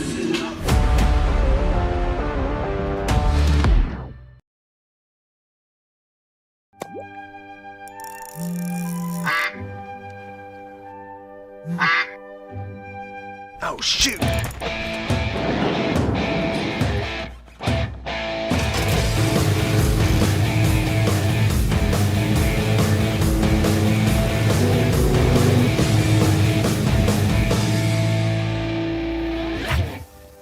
See the full lineup at hersinc.net. Call 913-247-3530 or just stop on by. For more than 20 years, Gherkin Rental has been the place to go to get the job done in eastern Kansas and western Missouri. With a huge selection of quality equipment, from roll-offs to trailers, telehandlers to generators, power washers to popcorn makers. Experienced equipment professionals and clean, well-maintained tools to help you get the job done right the first time. Gherkin Rental. Stop by any of their 13 locations across the KC Metro or call 855-GHERKINS. That's 855-437-5367.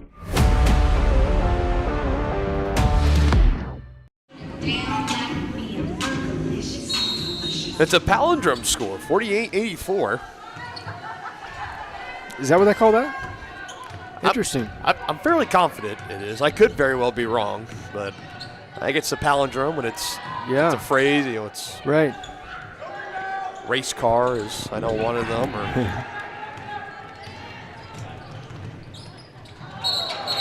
And an offensive foul. And drawing the contact. That was Carly Ellick, who's back in the game for Johnson County. She started the game being one of the three sophomores being recognized on sophomore day. Only had 2 minutes, was taken out, and has been on the bench since, but she's back out there as you got all three sophomores for Johnson County. Layla Scott, Kara Strickland, and the already mentioned Carly Ellick are out on the floor at the same time. So Coach Conrad's probably going to give them a few more moments here, and then when we get close to the final 60 to 90 seconds, expect those curtain calls to start happening. He'll bring them off the floor one by one as this game will draw closer and closer to an end. We will have the sophomore day recognitions. They'll be in between our games today, so if you're wanting to watch those, be sure to stick around. We'll bring you the coverage of that, and then we will go into our post-game show coverage, wrap up our coverage here of the women's game. We'll take a break, and then we will be back a little later, get you set for the men's game between the Cavaliers and the Panthers. The men's team for Johnson County, currently ranked number 3 in the country. It's been like the 9th or 10th week in a row they've been stuck at number 3. They just keep on winning. They're also undefeated, coming in 27-0 into today. They also have wrapped up their conference championship on the men's side, their 10th conference title in program history. Palm Beach State is currently number 1 and undefeated, and right below them and right above Johnson County is Des Moines Area Community College. Deep 3 again for Layla. Whoa! NBA range to say the least. That is 4 straight made threes by Layla Scott, and every single one of them have been pure swish. No rim needed. Ooh.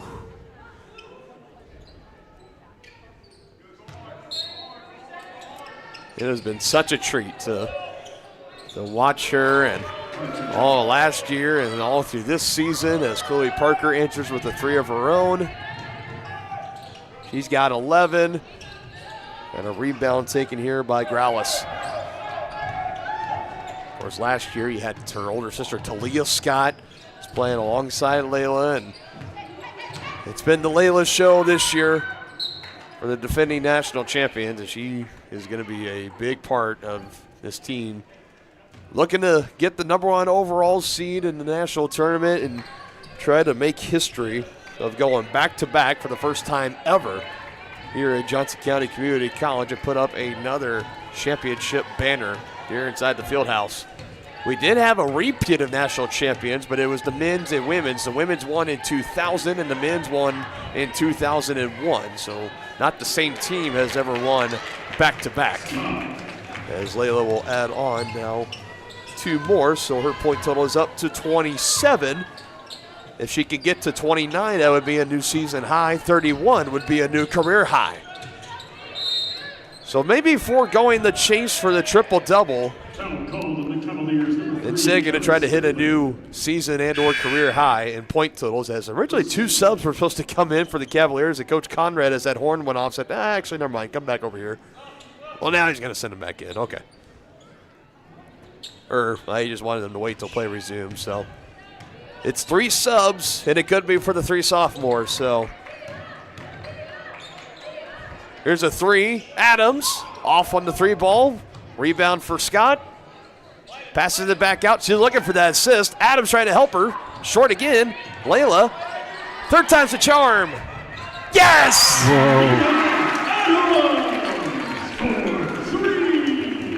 Woo! Try and try again if you don't succeed. And I'm pretty sure that was just purely drawn up between Layla Scott and Mia Adams. 13 points for Mia. That's her 3rd 3-point basket. 8 total between the 2 players. Rebound here by Carly Ellick. And we'll have the timeout here for the rolling substitutions. And here's the curtain call. Your sophomores, number 3, Kara Strickland, number 10, Layla Scott, and number 12, Carly Ellick. Let's hear it for our sophomore class. So she got it. Getting the thumbs up from her SID, Tyler Cundiff. History made today for Layla Scott. We'll double check the stats, but it looks like she has clinched that triple-double as she got that assist needed. Gets the curtain call as well. So yeah, that's that celebration right there. That tells you all you need to know. So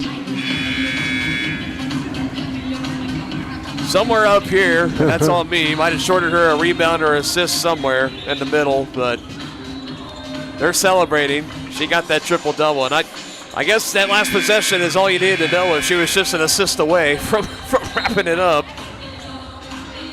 Again, she was close on a new season, a career high in points. Wasn't far off. She finishes with 27.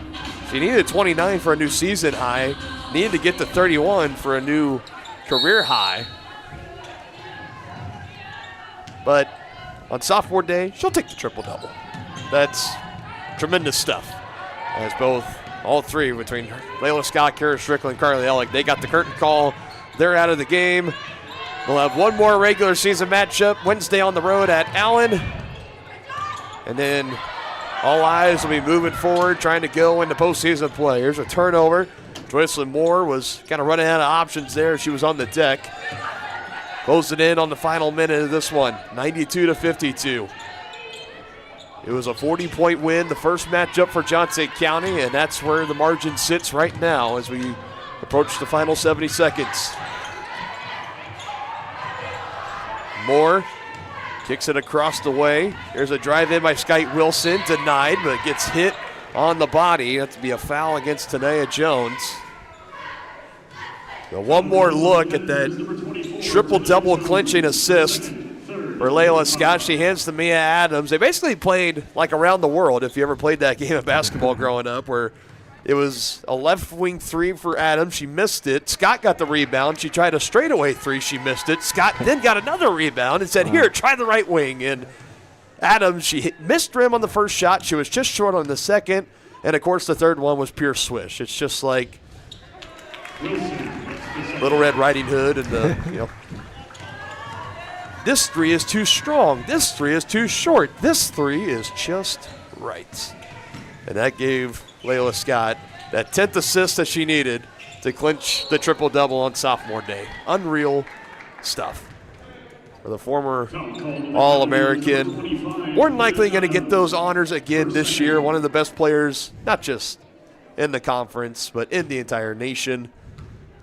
It's been a treat to watch her entire, at least first 2 years of her collegiate career here at Johnson County Community College and wherever she goes beyond, along with the rest of our sophomores here and anybody else here at Johnson County, going to have fans for life with me and the rest of our crew that have called basketball games here on Varsity Sports Live and on Johnson County Sports Live.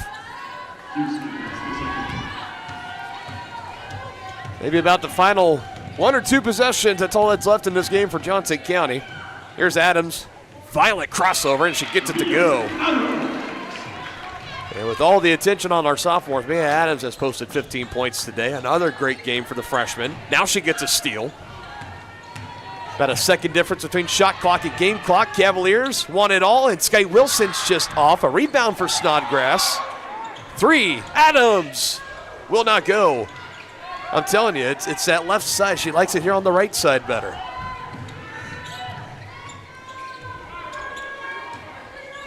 And the Cavaliers, barring some late points here for Neosho.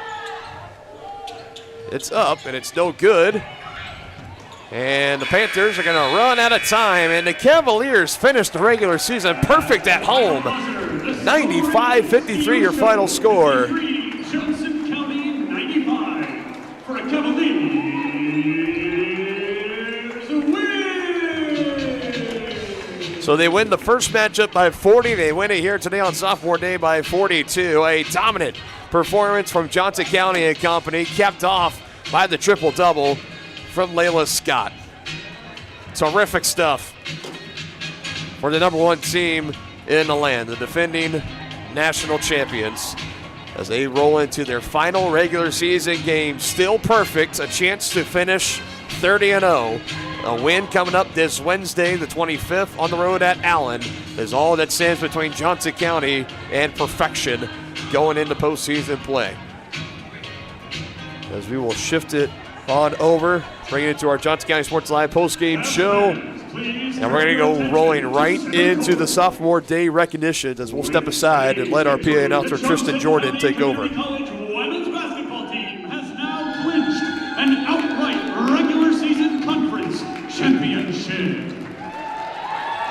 This is the 6th regular season Jayhawk. Again, there's the 6-peat, the Jayhawk Conference champions. Going to Allen on Wednesday to try for an unprecedented 5th perfect undefeated regular season. Please put your hands together for your Johnson County So looking for their 5th perfect regular season in conference play with the win on Allen. They've got the 6-peat of Jayhawk Conference championships. Again, they had no worse than a share of it, but with the win today, it sealed the outright win. And again, we're still going to be hanging around, expected to go right into our sophomore day coverage. Waiting for the official stat sheet. I can see it coming our way. We'll give you the final line for Layla Scott as she clinched that triple-double. As they continue to get all the picture frames set up on the floor. So here's the final line for Layla Scott on a performance of her life here at home. She finishes with 27 points, 15 rebounds, and 10 assists. That is the clinching triple-double right there. Awesome, awesome stuff for Layla and company. And now she awaits, going to be one of our 3 sophomores recognized here, along with number 3, Kara Strickland, and number 12, Carly Ellick.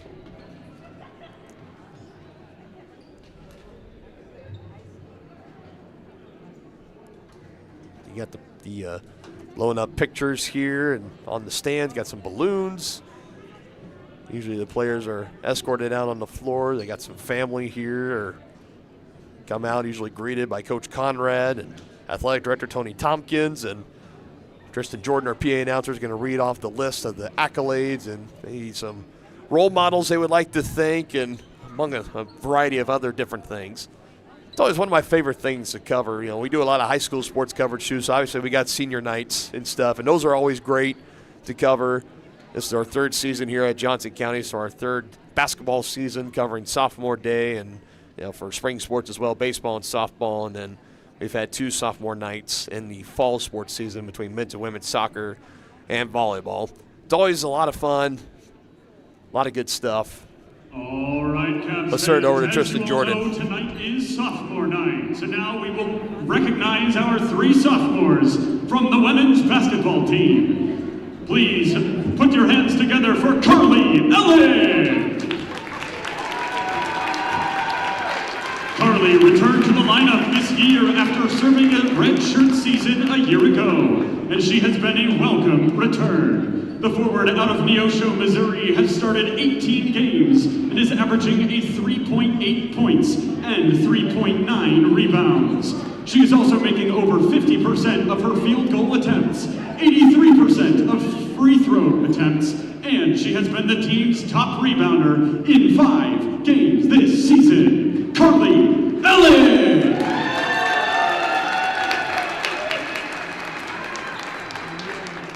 Kara Strickland! Kara has been a steady performer throughout her 2 seasons wearing a Johnson County uniform. Her freshman year, Kara was a key weapon off the bench, and this season she elevated into one of the top point guards in the conference. Kara is averaging 9.3 points and 3.5 assists. She is currently ranked 3rd in the conference in both total assists and assists per game. She has reached double figures in scoring 12 times this season, and 5 times over her 2 seasons at JCCC. She also ranks 15th all-time with 109 three-point baskets. Just 2 weeks ago, Kara was selected as the Kansas Jayhawk Conference Player of the Week after pouring in 25 points in a victory over Highland. Kara Strickland! Layla Scott! Layla Scott has not only become the greatest 3-point shooter in program history, but she is also one of the best in Kansas Jayhawk Conference history. The 2025 All-American guard entered tonight's game with 212 career-made three-pointers, 3rd most all-time in conference history. Earlier this year, Layla scored her 1,000th career point, making her just the 5th 1,000-point scorer in program history. Also this season, Layla has been selected the Kansas Jayhawk Conference Player of the Week 6 times, the most of any player in the conference. Layla currently leads the conference in scoring 3-point field goals, 3-point field goal accuracy, and ranks 2nd in blocks and 3rd in steals. Layla has scored in double figures in 26 of the team's 28 games and 57 times overall as a Cavalier. And to cap off her season as a sophomore, Layla performed a triple-double tonight, which is only the 9th in program history. Layla Scott.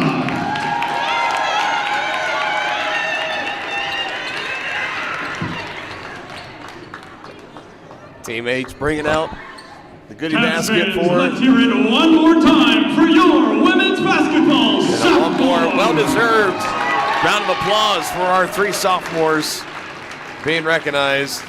Kara Strickland, Carly Ellick, and Layla Scott. Congratulations to all 3 of you. It has been our pleasure to watch each and every one of you play for Johnson County over the last 2 or 3 seasons now for Carly Ellick, the redshirt sophomore. But it's been so great to see each and every one of you put on the uniform and play for this Johnson County women's basketball program. We're going to step aside here, more photo ops. We'll be back with the Johnson County Sports Live post-game show to give you the final stats and notes and wrap up our coverage here of the women's game before we get you set for the men's between Johnson County and Neosho. Final score, game 1, 95-53. Johnson County wraps up the regular season with a perfect home record. Hi, I'm Dr. Aaron Stowe with Martin City Animal Hospital, located just minutes east of 135th and State Line Road. At Martin City Animal Hospital, we provide cutting-edge diagnostic services, including digital radiology, ultrasound, and in-house same-day blood work. Also, specialty care such as general surgery, cold laser therapy, animal chiropractic, small animal reproductive services, and dental clinic. Evening is escorted by her father, Brian Brown. Zoe has been a loyal manager of the Cavalier men's basketball program for 2 seasons. She currently holds a 3.82 GPA and will graduate from Johnson County in the spring. She plans on attending Kansas University in the fall, where she will major in accounting. Zoe Brown!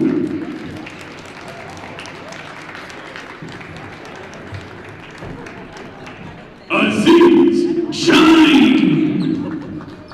Aziz is escorted by his mother, Andy Shine.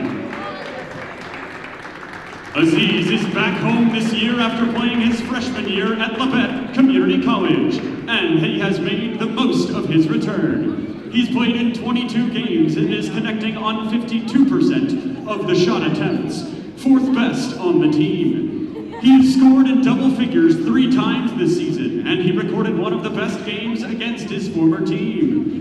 In a 105-74 victory over the Cardinals on January 1st, Aziz nearly posted a double-double, finishing with 10 points and a season-high 9 rebounds.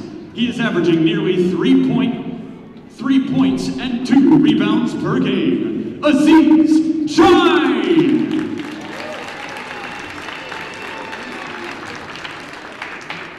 Joey Robinson!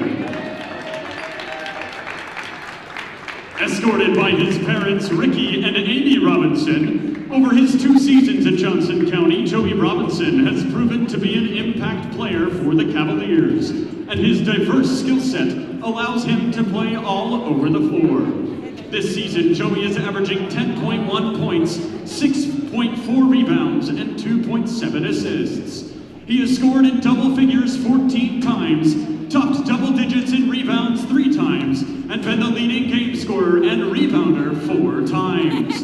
Joey has also proven to be a quality long-range shooter, making 83 three-point baskets over his career, tying him for the 18th all-time with teammate Gavin Harvey. Joey Robinson! Gavin Harvey! Escorted by his parents, Greg and Sonny Harvey. Through 2 seasons wearing a Johnson County uniform, Gavin Harvey has developed into one of the best point guards to play for the Cavaliers. Earlier this season, Gavin became the 8th player to reach 300 assists in a career, and now stands in 6th place overall with 318 total assists. His 147 assists this season are tops in the conference, 32 more than the player in 2nd place. Gavin is also a proven scorer in a lineup averaging 11.6 points per game. He has also made 83 three-point baskets over his 2 seasons, tying him for the 18th most all-time alongside teammate Joey Robinson. Gavin Harvey!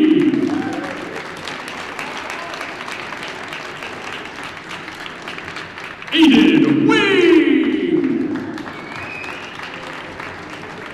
Escorted this evening by his parents Andrew and Beth Wing, this year Andrew Wing returned home for his sophomore season, and his addition to the lineup has been key to the Cavaliers' success this season. Aiden leads the team and ranks 5th in the conference, averaging 15.7 points per game. He has scored in double figures 23 times and has been the leading scorer in 8 games, most on the team. Twice this season, Aiden has been selected the Kansas Jayhawk Conference Player of the Week, earning the honor in Week 8 and Week 13. Aiden Wing!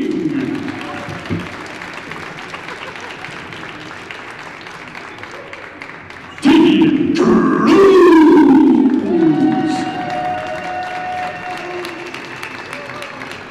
Escorted by his parents Jason and Kelly Cruz, along with his brother Dax Cruz.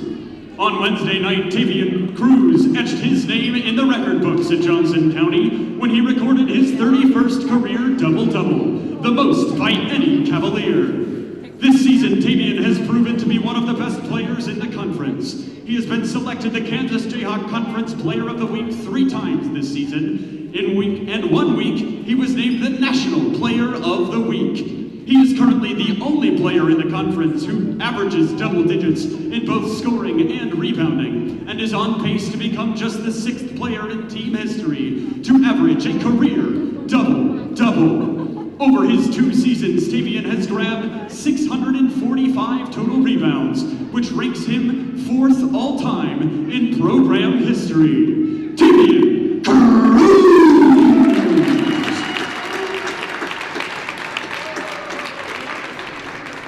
Cavs fans, let's hear it one more time for the men's basketball program sophomores. All right, yeah, also, so we had the women's being recognized. Wasn't sure if they were doing the men's or not, so coming out of that commercial break, but we had 6 total sophomores recognized, 5 players, 1 manager, Davian Cruz, Aiden Wing, Gavin Harvey, Joey Robinson, and Aziz Gines. Congratulations to each and every one of you and our senior manager as well. What a good photo there. Half court. Shout out our cameraman Ken Carvalho, doing a great job getting the sophomore day recognitions covered for all you folks watching along at home. Step aside. We still got to wrap up our women's game in the Johnson County Sports Live post-game show. We'll have that for you when we come back here on Johnson County Sports Live.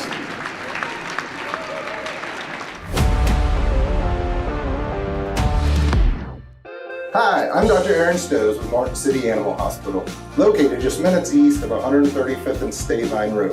At Martin City Animal Hospital, we provide cutting-edge diagnostic services, including digital radiology, ultrasound, and in-house same-day blood work. Also, specialty care such as general surgery, cold laser therapy, animal chiropractic, small animal reproductive services, and dental cleaning. With 4 other locations and a team of 15 veterinarians, our commitment to you makes Martin City Animal Hospital the vet you can trust.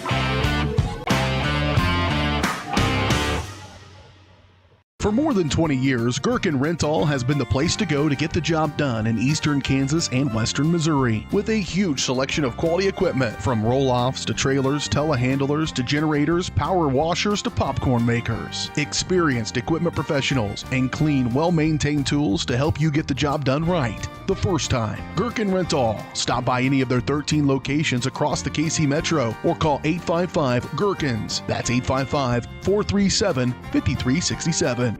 Hey, you ready to go to my mom's? Well, I can't go today. I have to mow. It's probably going to take all day. Well, that's too bad. Don't work too hard.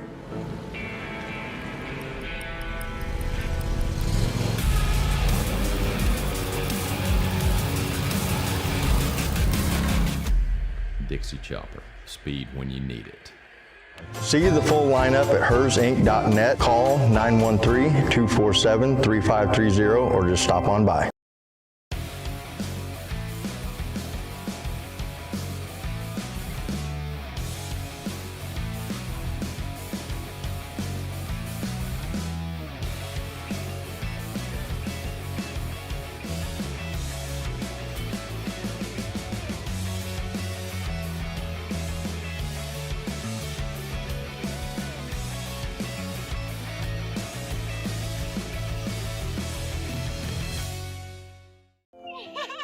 How do you see the world?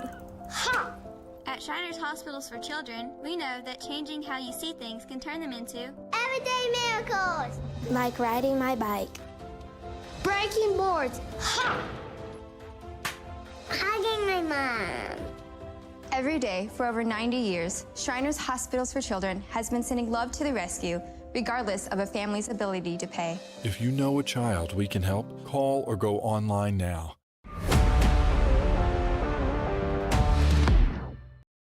Hi, I'm...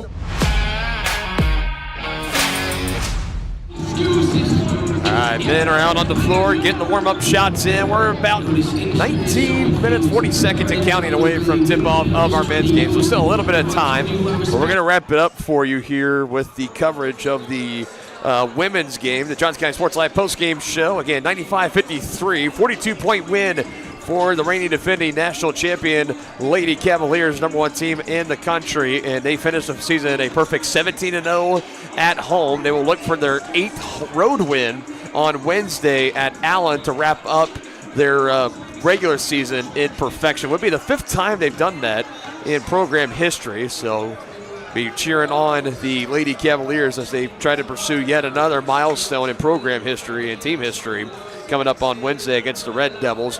Big note, player of the game honors, of course, Layla Scott going to get them for posting the triple-double. And I think I missed it when they were giving the recognition, but I believe I heard Tristan Jordan, our PA announcer, say that the triple-double was only the 2nd time in program history that a triple-double has been recorded here by a women's basketball player. So that, if that's true, that's awesome. We'll have to try to do some more research on that to find that nugget, or check with our SID Tyler Cundith on that. Yeah. But Layla, terrific night nonetheless. I mean, 27 points, 15 rebounds, 10 assists. That's unreal. She got the assist on the final possession before she was subbed out, along with the 2 other sophomores, Carly Ellick and Kara Strickland. Kara finishing with 15 points today, 15 for Mia Adams and 13 for Ananda Ford. Those are the 4 Cavaliers in double figures today, and off the bench, you were able to get some good bench points from your team today, a total of 25. 5 points from Jade Warren, 6 for Micaiah Johnson, 2 for Hayden Snodgrass, 3 for Skype Wilson, 4 for McKenna Jennings, 3 for Joycelyn Moore, and 2 for Layla Barnes. The only Cavaliers scoreless was Carly Ellick. She had 0 as she had to start today and played 7 minutes. And rest of the stats, I'm going to tell you, Johnson County pretty much blew Neosho out of the water in just about every category. Johnson County finished to shoot 41% from the field compared to just 24% for Neosho. 40% from downtown for the Cavs, 20% from the Panthers, and from the free throw line. Both were actually pretty well close to each other, 74% to 72% for Johnson County and Neosho, respectfully. But you know, all eyes on Johnson County, trying to stay perfect, move forward, go into Region 6 play.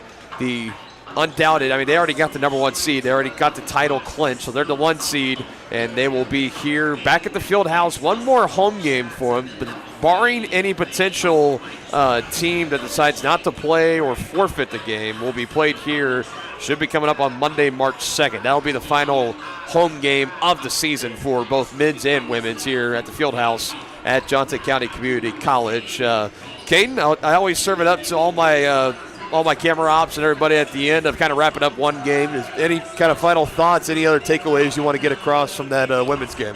I think there was a lot happening in that game. I think the the seniors, they showed out, kind of as expected, like they would, and it was just an overall great game by the seniors, and even in the end when all the freshmen were able to get in there and do what they were able to do, it certainly begs well for the future and into the postseason play. No doubt about it. For the future, it looks very bright. And the very near future looks very, very bright as the Cavaliers are all gas, no brakes going into the postseason. A perfect now 29-0, 11-0 in conference play as they look to wrap up the regular season title. Well, they already have wrapped up the regular season title, but look to wrap up the regular season with a win at Allen to move to 30-0 before going into Region 6 tournament play. That's going to do it here for our coverage of Game 1 on Johnson County Sports Live. We're going to step aside about 15 and a half minutes. We'll be back with you. We'll bring you the broadcast for Game 2 between Johnson County and Neosho, the men's game. It's coming up next on Johnson County Sports Live, your home for the Cavaliers.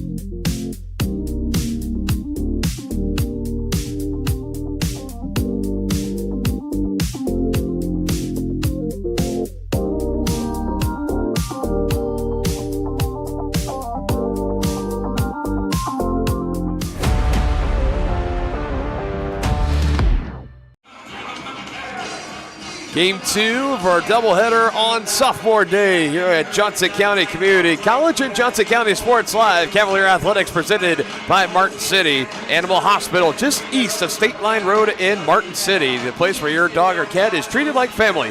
Call them at 816-941-0070. Learn more at mcahvets.net. Dylan Funk, King Carbajo still here with you this afternoon as the women's team for Johnson County, 42-point win. They complete the regular season sweep against Neosho, and the men are going to look to do the same thing. Number 3 in the country is Johnson County. Like I said, they've been there, it feels like, for an eternity. I think it's been 9-10 straight weeks, somewhere in that range, of being number 3 in the country. And last game out this Wednesday here at home against Fort Scott, a win 80-63, and that was a game that closed out with some bitter tensions between the Cavaliers and the Greyhounds, so bad that even the handshake line, administrators here at Johnson County just told both teams to go back to your locker rooms, as there was a lot of tension. A lot of fouls were piling up there at the end. It was getting real chippy, so Cavaliers got the win, however, 80-63. They did their job. 4 Cavaliers scored in double figures that night. One of them being Gavin Harvey, had 15 points, 19 points for Aiden Wing, 13 for Bryce Walker, and 14 for Tavian Cruz, who had history on Wednesday, notched his 31st career double-double, the all-time in a career here at Johnson County Community College. Awesome stuff for Tavian. He's looking for number 32 today against Neosho. 14-13 overall, 5-5 in conference play, and they've been playing just about 500 ball. 4-4 coming into this game of their last 8. They have a loss earlier this week at Allen, 85-82. It snapped a 3-game winning streak, and it was a game the Panthers would love to have back. They led by 15 at halftime, blew the lead in the second half, and lost against the Red Devils, and were outscored in that second half 42-27. So coming in maybe a little extra motivated for Neosho as they take on Johnson County for the second time after suffering a loss on January 28th, 80-55 down in Chanute, Kansas. All-time record belongs to Johnson County as they lead at 60-43, and they have won 10 in a row, including the one back in January against Neosho. Looking to make it 11 and cap off the doubleheader sweep here today from the Fieldhouse on sophomore day. Be back in a few moments. We'll give you starting lineups and opening tip here on Johnson County Sports Live. Hi, I'm Dr. Aaron Stows with Martin City Animal Hospital, located just minutes east of 135th and State Line Road. At Martin City Animal Hospital, we provide cutting-edge diagnostic services, including digital radiology, ultrasound, and in-house same-day blood work. Also, specialty care such as general surgery, cold laser therapy, animal chiropractic, small animal reproductive services, and dental cleaning. With 4 other locations and a team of 15 veterinarians, our commitment to you makes Martin City Animal Hospital the vet you can trust.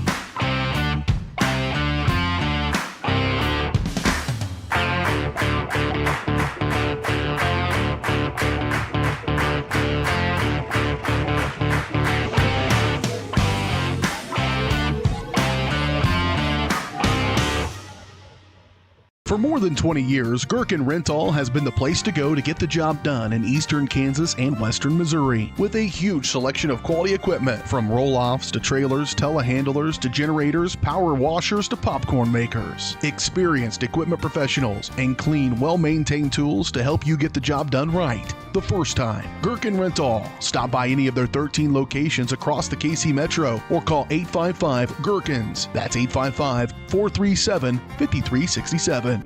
Hey, you ready to go to my mom's? Well, I can't go today. I have to mow. It's probably going to take all day. Well, that's too bad. Don't work too hard.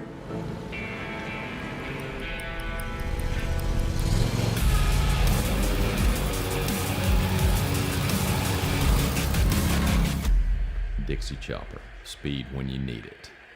See the full lineup at hersinc.net. Call 913-247-3530 or just stop on by.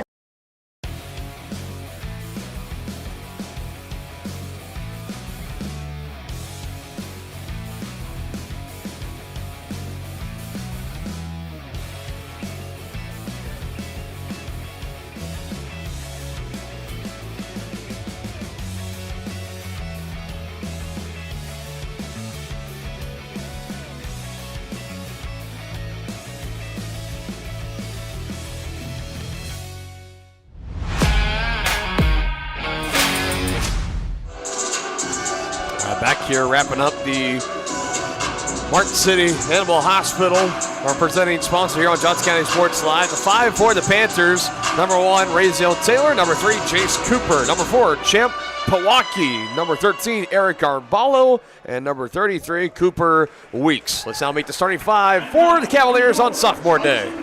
Starting lineup. 6'3", sophomore guard. Number 1, Joey Robinson. 5'11", sophomore guard. Number 2, Gavin Harvey.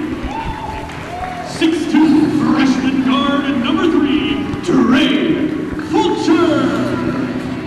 6'4", sophomore guard. Number 5, Aiden Wade. And 6'5", sophomore forward. Number 21, Davian Cruz. Your Cavaliers are coached by And despite sophomore day, Coach Chappell's going to keep the same 5 in his starting lineup. Joey Robinson, Gavin Harvey, Trey Fulcher, now his 15th straight start, Aiden Wing, and Tavian Cruz. 4 of the 5 sophomores, Aziz Janj will come off the bench in this one today. 5 sophomores on the team for Coach Rand Chappell. 6 year at the helm, has already wrapped up his program's 10th regular season conference title. A win today to get it done outright. As we are underway, Neosho gets the opening possession.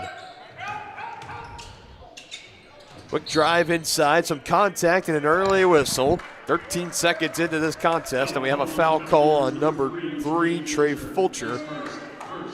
That was a drive in for Champ Pawaki, and Champ is going to go to the line for 2 free throws. The 6'5" sophomore out of Pullman, Washington. Neosho, very much like the women's team, the men's team, well scouted through pretty much all corners of not just the country, but the globe too. Some overseas players coming in. Champ Pawaki is one of the 3 returning players for Neosho this year. The others being number 2, Aiden Profit, and number 12, Jacob Prozensny. And the Panthers take an early 2-0 lead as the Cavaliers come on the attack for the first time.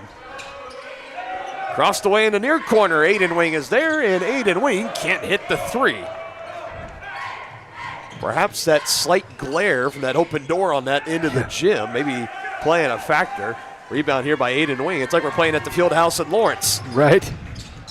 Or Lucas Oil Stadium, but there is some arenas in these sports where, especially on TV or even when you're watching it, on YouTube or wherever, that can maybe create obstruction and right on view or something. Right on cue, we just had one of the managers run over and shut that door, so glare no longer an excuse for Johnson County or whoever's at that end of the floor, as the rise-up shot is good for Raziel Taylor. So very much like the women's game, Neosho opens up on a 4-0 start. Cruz finds Robinson, steps back, squares the shoulders, knocks down the 3, Joey Robinson.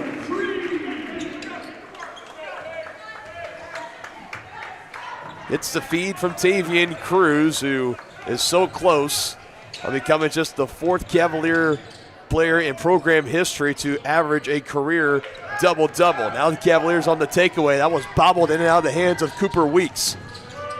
Now Robinson almost lost it. Cruz there to collect. He hands back to Joey. Up top to Gavin. Swinging it around the horn on the left wing to Fulcher. Jab step. 3 balls on the way, and it's no good. And a rebound cleared in the middle of the lane by Eric Carballo, who brings it across the timeline, gets a screen, blows by Wing, passes back. Weeks down to the left wing. He finds Pawaki. Pawaki with 2 points from the free throw line. Jump stop in the lane, swivels off of Robinson, and Pawaki finishes for 2 more. 4 of the 6 for the Panthers going to Champ Pawaki, the returning sophomore. Third-year head coach Taylor Schaefer loved what he's seeing over on the bench for Neosho. Joey Robinson with a quick answer, and he's got all 5 for the Cavaliers. Pawaki v. Robinson in the first few minutes of this contest. Here's an open 3 for Weeks, and it's just off. Nearly wedged it on the right side between the backboard and the rim. Joey's got a rebound. Now the ball's in the hands of the far corner of Tavian Cruz. Feeds it inside to Wing. Fit that ball in a tight window. And Wing was fouled as he was trying to collect himself underneath the basket. He was pushed in the back by Champ Pawaki. That's the second team foul on Neosho. Robinson's wide open in the near corner. No look feed from Harvey. Robinson drives and kicks now to Wing, who drives, kicks to Fulcher on the right wing. His three's no good. Second rebound collected there by Carballo.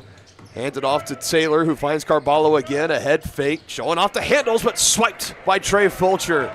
Takeaway number 2 for this Johnson County defense. Fulcher through 3 orange jerseys and loses the ball in the process. Got tripped up a little bit. It's Champ Pawaki coming away with it for Neosho. A takeaway for the Panthers. Now Pawaki will pass it off. More passes around the horn here for the Panthers. Taylor beyond the left elbow. No good, but he gets his own board on the long rebound, and a 3 is on the way. No good either. Cruz on the board for Johnson County. That ends that possession. That was a good look for 3 for Pawaki on the right wing, but just couldn't get it to fall. Wing, isoed on Pawaki, goes right, and he's fouled. And a whistle comes in, and that'll send Aiden Wing to the free throw line, and that'll be the second personal on Champ Pawaki. 16 minutes still to play in this first half, and already a Panther, one of their leading contributors, in some foul trouble. As he's talking to the official, asking what exactly did he do to warrant that second foul call, and he knows with 2 subs at the scorer's table for Neosho that he's going to be making his way out of this ball game. Aiden Wing knocks down the first free throw. Coming off a terrific game, as both teams will make substitutions. Aiden Wing went 19 points, 7 rebounds, and 2 assists. He was the leading scorer. He started the game a perfect 5 of 5 from the field against the Greyhounds, averaging 18 points a game, the leading scorer on the team, despite missing a couple of games early in conference play. That's how lethal of a scorer he's been, and he's got his first 2 at the charity stripe. Third in the conference in field goal percentage and free throw percentage is Aiden Wing, and he's top 5 in scoring. He's put the Cavaliers back in front by 1. Profit sets a screen. Carballo trying to get free. No dice. Now to the far side. It's in the hands of Cooper. Quick ball movement here for the Panthers. Now Lewis. Mid-range jumper beyond the left elbow is no good. And another rebound for Tavian Cruz, the walking double-double. The all-time leader in career double-doubles with 31 here at Johnson County. Nice feed from Gavin Harvey as he finds Tavian open. As Tavian points back to Gavin to say nice feed. Gavin Harvey, top 5 all-time in program history and assists here at Johnson County. He had his first here in this game.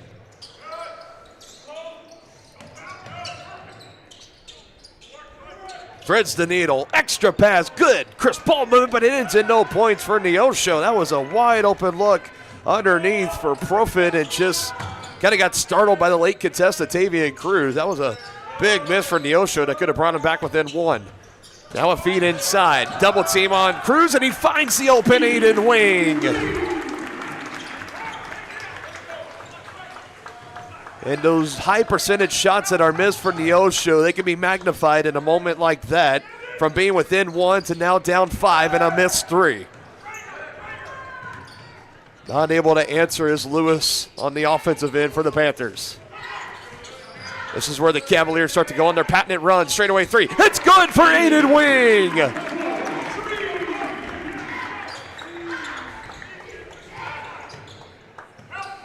Right on cue. The assist from Avion Webb, fresh into the game. No dice there on the lay-in. That was Carballo. Another rebound for Cruz. Already has 4 in this game. Cavaliers can take it to double figures. And they won't, but it's tipped out by Robinson, or Harvey rather, on the miss from Robinson. Nice stuff there from Gavin. Now Avion gets fouled on the drive in, as reaching in there was Razel Taylor. And we will head to our first media timeout. Big 3 here on the feed from Avion Webb. Aiden Wing has got 7. It's an 8-point lead for the Cavaliers.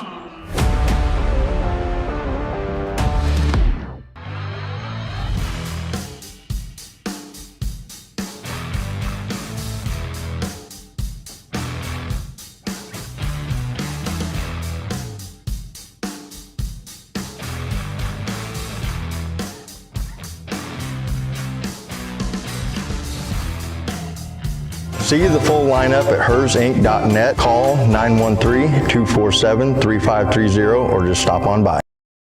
For more than 20 years, Gherkin Rental has been the place to go to get the job done in eastern Kansas and western Missouri. With a huge selection of quality equipment, from roll-offs to trailers, telehandlers to generators, power washers to popcorn makers. Experienced equipment professionals and clean, well-maintained tools to help you get the job done right the first time. Gherkin Rental. Stop by any of their 13 locations across the KC Metro or call 855-GHERKINS. That's 855-437-5367.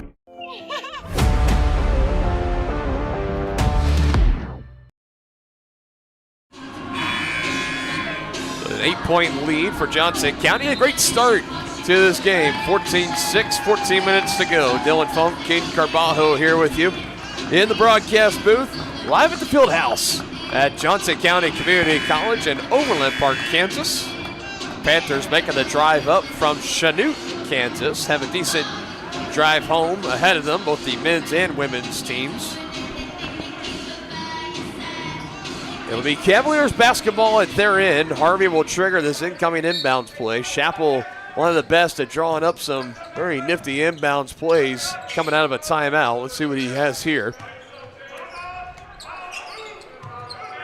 Ball's back in the hands of Harvey up near the top. Comes to the near side. Webb, 3-ball on the way. Looked good, just a little bit strong off the side iron. And a rebound going to be controlled there. And now a shot on the other end, no good. And Cruz rising to take that rebound. That's number 6. It amazes me how easy and effortless he makes rebounding look at the collegiate level. It's unreal. Extra pass to Webb. He'll drive. Avion trying to go to Robinson, and it's snagged down. Couldn't get it over the outstretched hand of Profit, who takes it away. Turnover number 2 for Johnson County. Now Cooper passes back to Weeks. 3 on the way, no good. Foot was close to being on the line, but it missed nonetheless. And say it with me, another rebound for Tavian Cruz. He'll drive. Tavian lost it, stripped it away.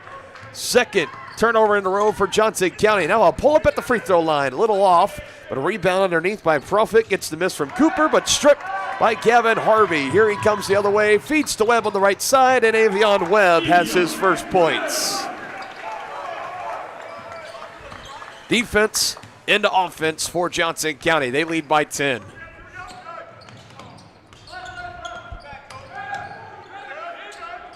It is a 16-2 run for Johnson County. A desperate 3 on the way. Cooper can't get it to fall. Bryce Walker into the game out of the timeout. Gets his first rebound. Now in the hands of Robinson. Comes to the near side to Harvey. A head fake trying to pivot around, get by Taylor. Taylor sticking with him. He finds Robinson on the far corner 3. It's on the way, and it's too strong. Offensive board for Bryce Walker. Go to work with the left hand. Tip back Robinson, no good either. Harvey, yes! And a timeout going to be called here by Neosho as Coach Schaefer on the 3rd and 4th chance for Johnson County. They're ending in points. He has seen enough. And it'll be a full timeout. We step aside. It is now an 18-2 run for Johnson County, starting to pull away. Hi, I'm Dr. Aaron Stows with Martin City Animal Hospital, located just minutes east of 135th and State Line Road. At Martin City Animal Hospital, we provide cutting-edge diagnostic services, including digital radiology, ultrasound, and in-house same-day blood work. Also, specialty care such as general surgery, cold laser therapy, animal chiropractic, small animal reproductive services, and dental cleaning. With 4 other locations and a team of 15 veterinarians, our commitment to you makes Martin City Animal Hospital the vet you can trust.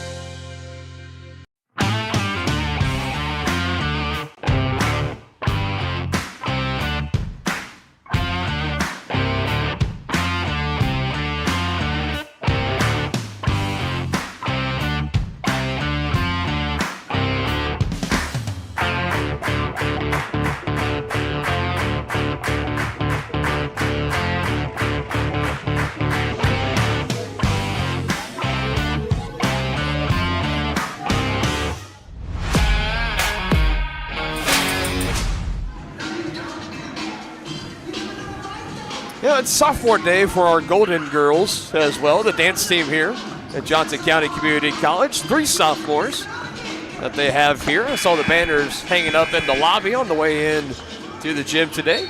Shout out to our Golden Girls dancing team, always bringing the jazz and the spirit with them every time out. Always have a great halftime dance performance as well. They do a tremendous job, as are the Cavaliers, number 3 team in the country. They got a 12-point lead over Neosho. We're at the moment an 18-2 run. Neosho scored the first 4 points of the game and has since then watched this lead grow for Johnson County as they turn it over for the 4th time. And Avion Webb, oh, look at the mid-air adjustment. That is a dandy of a finish for Avion Webb. And down at the other end, it'll find its way to Zachary Lewis. Got by Bryce Walker, who left his feet, so an easy uncontested lay-in, and that ends that run for Johnson County. Still down 12, but at least for Neosho, you at least feel like you could get some positive momentum going, perhaps. Aiden Wing says not on my watch. His second made 3. Back-to-back goes Wing, and he's got 10. Loves being back here at home. The native out of Kansas City, Kansas, is Overland Park area. Attended high school at Bishop Miege in Roland Park, Kansas. Went to Hutchinson and then to Butler, and then he's back here at home. And a foul called on Fulcher. You can't really call that on Fulcher unless they're going to get the contact on Wing, and I think that's what it's going to be. Because I was about to say that block from Fulcher was definitely all ball. The hand check from Wing is the foul instead. So free throws here for Aiden Profit, the 6'4 sophomore out of St. Louis, Missouri, as he misses the first shot. He's played in 25 games this season for Neosho. He's a 3rd leading rebounder in the conference. Just had 2 points, 2 rebounds, and assists in 14 minutes played. In the last game, it was a loss at Allen. He gets his first points here at the free throw line. Inside to Wing. Multiple defenders around him. Finds Harvey. Goes back out beyond the perimeter to Webb, who tried to thread the needle, but it's deflected as he was trying to go back inside to Walker. Turnover number 4 for Johnson County. Now Profit spinning around, goes right into Bryce Walker and a jump ball. That'll be Cavalier basketball. And Neosho will continue to make substitutions. Champ Pawaki will come into the ballgame. The Neosho bench for the men's, not as deep as it was for the women's. I bet 15 or 16 different players we saw check in for Neosho in our women's game. Neosho losing by 42 to Johnson County, but not as full of a stat sheet, the spotting board, at least for this men's game this afternoon for me. Not having to worry about so many names or numbers for Neosho. Here's a poke away. Avion Webb, that's an easy lay-in. 6 points here for Avion Webb, and what a spoil of riches he has been this year for Coach Chappell. Was initially a starter this season, and about the turn of the new year, he had an injury. He missed some games. That's where we saw Trey Fulcher step into the starting lineup, and Fulcher has remained in there. It's now 15 games in a row he's been in the starting lineup. Webb has been the first man off the bench, and he's been phenomenal with it. And most importantly, he's been selfless about it, too. It's very easy for somebody that's been in the lineup, you get injured, and when you get healthy, when you don't get put back in for 15 straight games, you could maybe start to feel, have some complicated feelings about it, as Aziz Johns will check in for Johnson County for Bryce Walker. But Avion, a full team player, he embraces the role. Multiple times he's been the leading scorer for Johnson County coming off the bench this season. Had a great game on Tuesday to just 3 points. I mean, the point totals were low. He had a great game outside of that. It's his second lowest point total of the season. As the finish inside can't be done. That was Lewis, but couldn't finish as Fulcher grabs the rebound.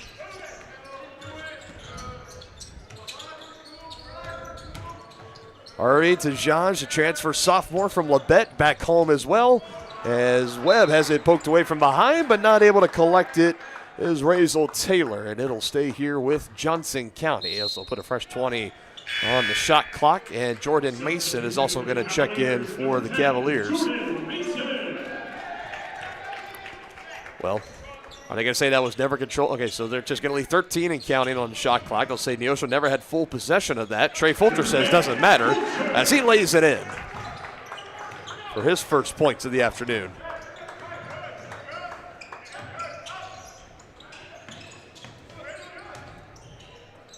Driving a kick, deflected, still enough to get to Taylor. He drives, denied by Jean, but might have been fouled first by Mason. But he was. Foul call on the Cavaliers, number 10, Jordan That's Mason. the first foul for Jordan Mason, the 6-foot freshman out of Olathe, Kansas, nearby neighboring neighborhood here from us in Overland Park, Kansas. Here's Razel Taylor, the 5'8 sophomore out of Arlington, Texas. His first free throw attempt is no good. 12 points, 3 rebounds, 4 assists in the loss at Allen. He went 3 of 4 from three-point range, not too bad. Has played in 27 games, averaging 9 points, 3 rebounds, and 4 assists. He's an 82% free throw shooter, and he makes it on the back end. He's got 3 total points in the game. And right on top of Gavin Harvey as he was coming across the timeline. Wing, can't get it to fall. Strong board for Jace Cooper. Here he is with it again on the far side. Spins by Mason, trying to pass it off, and he goes into the hands of Gavin Harvey. He feeds the wing. Extra pass, Fulcher. Crisp ball movement there for Johnson County, and another timeout called by Neosho. Man, that was a beauty to watch.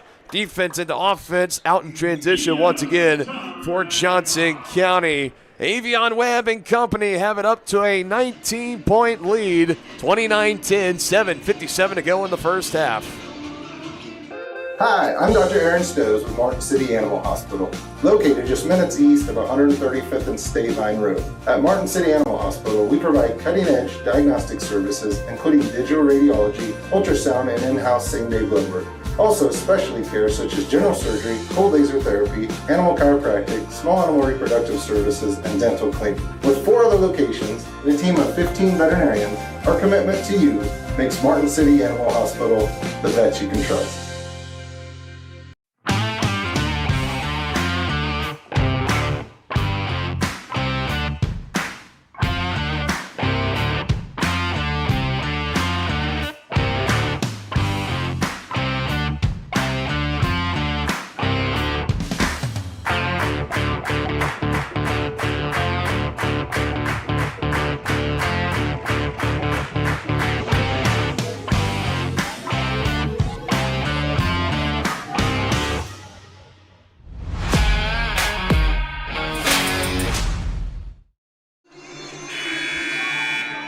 (29-10), Johnson County with the lead. Of course, Saturdays are meant for college basketball, getting close to playoff time. Of course, at NCAA Division I, you got March Madness. The men's and women's tournament going to be happening here before we know it. Selection Sunday will be just around the corner. Conference championship weekends will be coming up. How about that gauntlet in the Big 12, kid? That's going to be a lot of fun. Taking place in Kansas City, Missouri once again. So fun. I've actually been fortunate enough to go to a couple of those games in the past, and it always lives up to the billing. Yeah. Got a line. When you're looking at that tournament, you could have at least a couple of Big 12 schools that get number 1 seeds in the tournament. Multiple that are going to have top 2 seeds across the board. The best basketball conference in the land for sure. Johnson County reigning supreme here in the KJCCC. Have already wrapped up their 10th conference title this season, now in back-to-back years for them, the two-peat, as Robinson can't get the tip-back attempt to go in. We saw the women just wrap up the 6-peat. 6 years in a row they've won the conference championship, an outright win after defeating Neosho a little earlier this afternoon as champ Pewaukee knocks down a big 3. A little bit of energy here for Neosho coming out of that timeout. Already 2 taken for head coach Taylor Schaefer, 3rd year at the helm for the Panthers. He's left with 2 to go in the game as Fulcher takes advantage of the mid-range jumper. He's got 6. You know, February is always a nice transition with the Super Bowl just ended a couple weeks ago, and then now there's basketball to look forward to. Yeah, I mean, it really is. Comes at about that good time. I just wish Kansas City, because you got spring training, of course, for baseball too, but then that still doesn't really get going until later March, early April.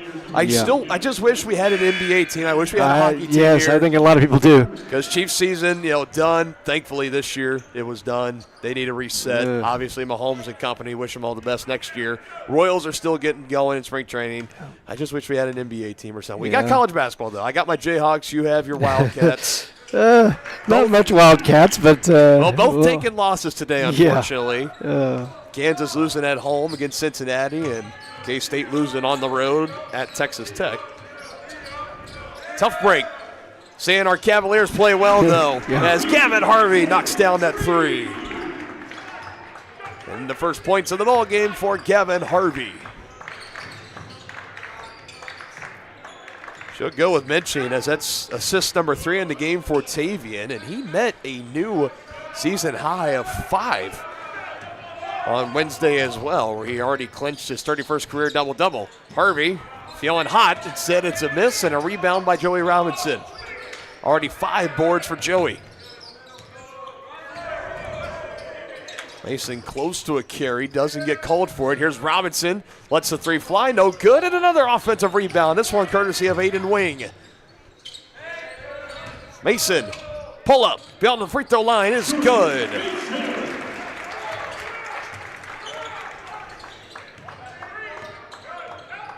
Cavaliers just continuing to find the open man, make the most of their second and third chances on the offensive boards. Here's another foul at this end.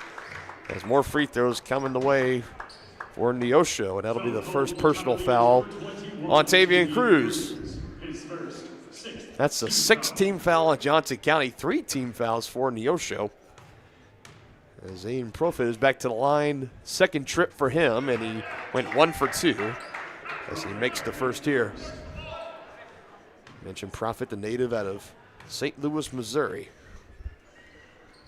2 for 2 trip for him here. 3 or 4 overall in the game.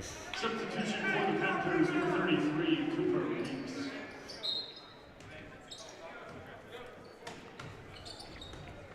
Harvey, Mason, Cruz, Wing, Robinson. Your 5 on the floor for Johnson County. Nice feed inside. Cruz able to find Wing.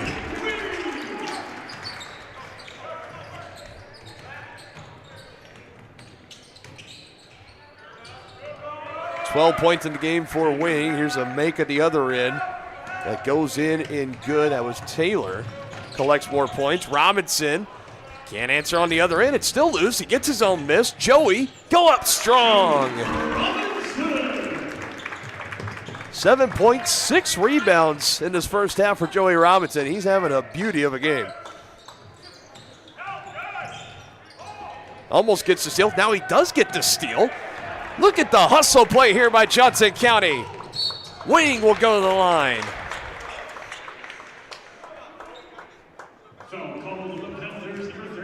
Robinson almost had a steal, came back, got the steal, saved it from going out of bounds, was going right to a Neosho player. Wing just hustled to the ball, took it, went down on the other end, and now has earned himself 2 free throws. So he knocks down the first.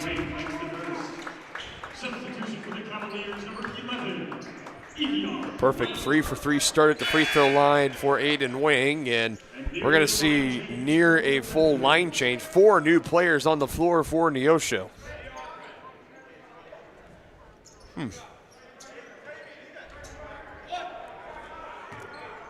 was no surprise we saw the women's team make 4 or 5 substitutions at a time by quite a lot in that game, but first time seeing it here in the men's game as Wing misses his first free throw attempt, so just 13 points in the game for him so far. 19-point lead for the Cavaliers. We're at 1 point on an 18-2 run to build up their lead and haven't looked back.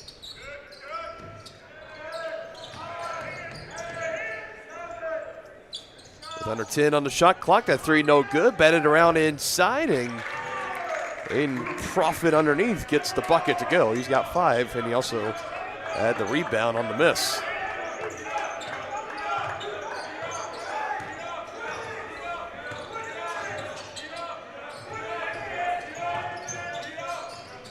Trying to go inside, and that was just behind the attended man and Robinson, I believe.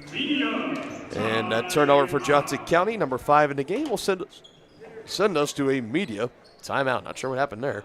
41-24, 3:50 to go in the first half. Cavaliers a strong lead over the Panthers. More time before you wake up in the wild. Our natural world needs us now. Step by step, side by side, together, we can find a way to ensure that all life on Earth can thrive. To learn more about how you can help protect and conserve nature, visit nature.org.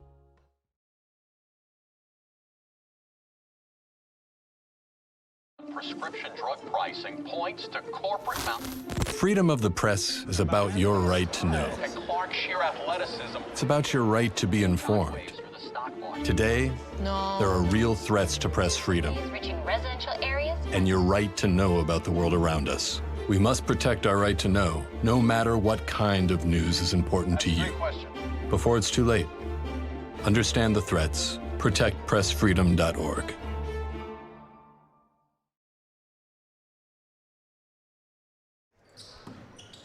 Panthers back with the basketball, 41-24, the lead for Johnson County. Here's another takeaway for the Cavaliers. Number 8 is the turnover number for Neosho.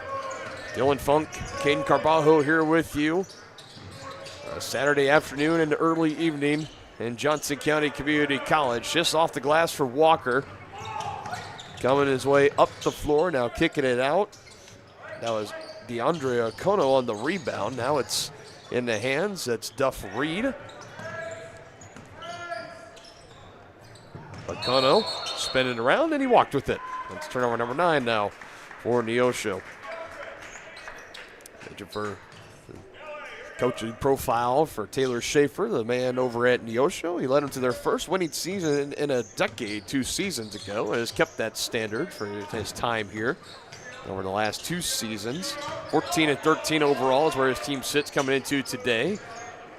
Down 17 currently to Johnson County. He's had a lot of coaching experience. Has even coached overseas for the USA Basketball Academy, among many other stops within college as well. As that's an offensive foul on the Panthers on the drive by Jace Cooper, and that's his first. That's team foul number 5 for Neosho. 16 fouls for Johnson. We're getting close to potential bonus territory for both of these teams. We're approaching 2.5 to go until halftime. Robinson, Webb, Walker, Cruz, and Harvey. That's your 5 out right now. Here's Harvey with the 3, and it's good. His second from downtown, and he's got 6. But another feed from Tavian Cruz, who is already at 5 assists in this first half. Reed kicks it out. Southpaw lets it fly, and it's no good. And an offensive board collected by Lewis. Gets his own miss, but he can't finish off the glass. Walker on the board. It finds its way to Robinson, who does the rest. Joey Robinson with 9 points. And the Cavaliers have getting close to putting this one in cruise control. Tavion cruise control? Tavion cruise control. Sorry. There you go.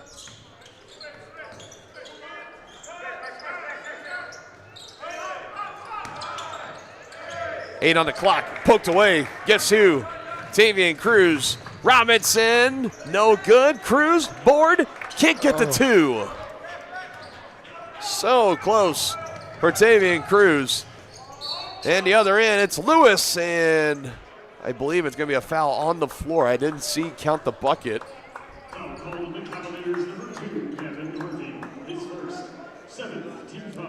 Foul on Harvey, and there's the 7th, so at least a 1-and-1 bonus for Neosho. Also checking in for the Panthers, number 23, Elon Da Silva. So I guess it did count as a and 1.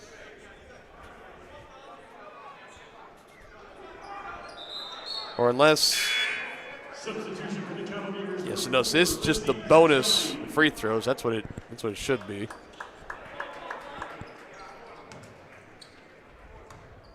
And he can't make it. Aziz John tracks down the rebound. So 7 points for Aiden Profits where it stands. 46-24 lead for Johnson County at 22 points. Now John's looking for his first points on sophomore day, and he gets them right there on the feed from Aiden Wing.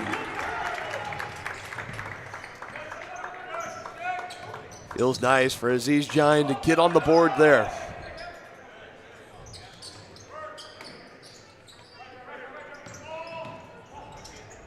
Pull up to the left elbow, no good. Rebound by Avion Webb, his first of the game. Brings it across the timeline, met by Taylor, goes right of Taylor, and through three different Panther defenders, draws the foul. And Avion Webb helped up by his teammates, Wing and Gines, and that's the first foul on Aiden Profit. And now 16 fouls for Neosho, Johnson County. Even though with 39.7 seconds, might not matter if they get into the bonus, but they could meet that benchmark perhaps. Here's the first of two on the way from Webb, and he knocks it down. Substitution for the Cavaliers, number 10. Has made 10 starts this season, has played in 23 total games. He was been the leading scorer in 2 of the last 4 games coming off the bench for Coach Chappell. He's also one of the best free throw shooters in the conference, top 5 on that mark, as he'll get checked out here on the make. And Max Johnson, number 12, will get some minutes here to close out the first half. Avion exits with 8 points. Could be the final possession for Neosho. They're going to want a 3 on the left side, and it's no good. That one off the mark for Razel Taylor, and Harvey there to collect the rebound. And what can Johnson County draw up here? Hold the chance to the final shot of the possession as Harvey's trying to direct some traffic. Right on top of him is Razel Taylor.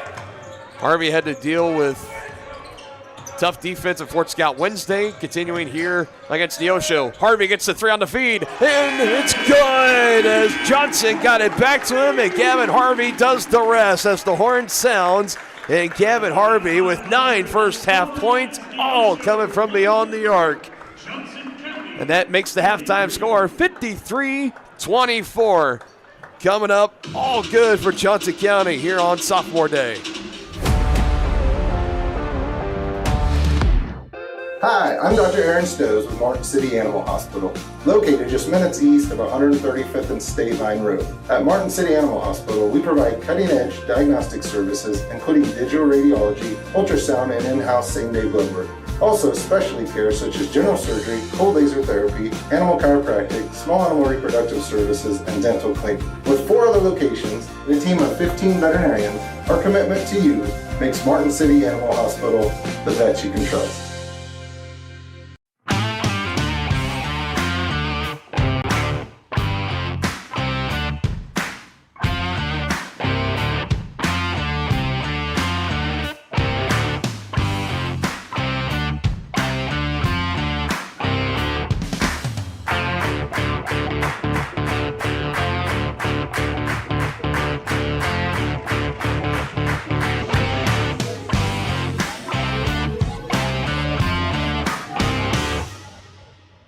For more than 20 years, Gherkin Rental has been the place to go to get the job done in eastern Kansas and western Missouri. With a huge selection of quality equipment, from roll-offs to trailers, telehandlers to generators, power washers to popcorn makers. Experienced equipment professionals and clean, well-maintained tools to help you get the job done right the first time. Gherkin Rental. Stop by any of their 13 locations across the KC Metro or call 855-GHERKINS. That's 855-437-5367. Hey, you ready to go to my mom's? Well, I can't go today. I have to mow. It's probably going to take all day. Well, that's too bad. Don't work too hard.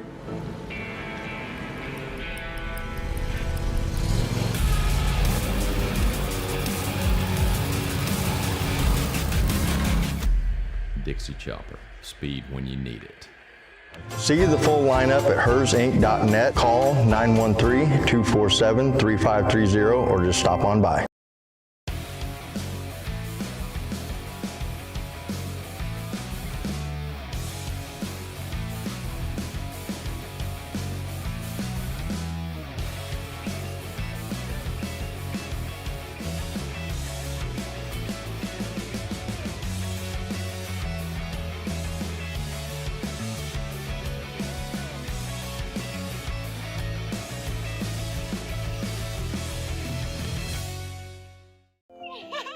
How do you see the world?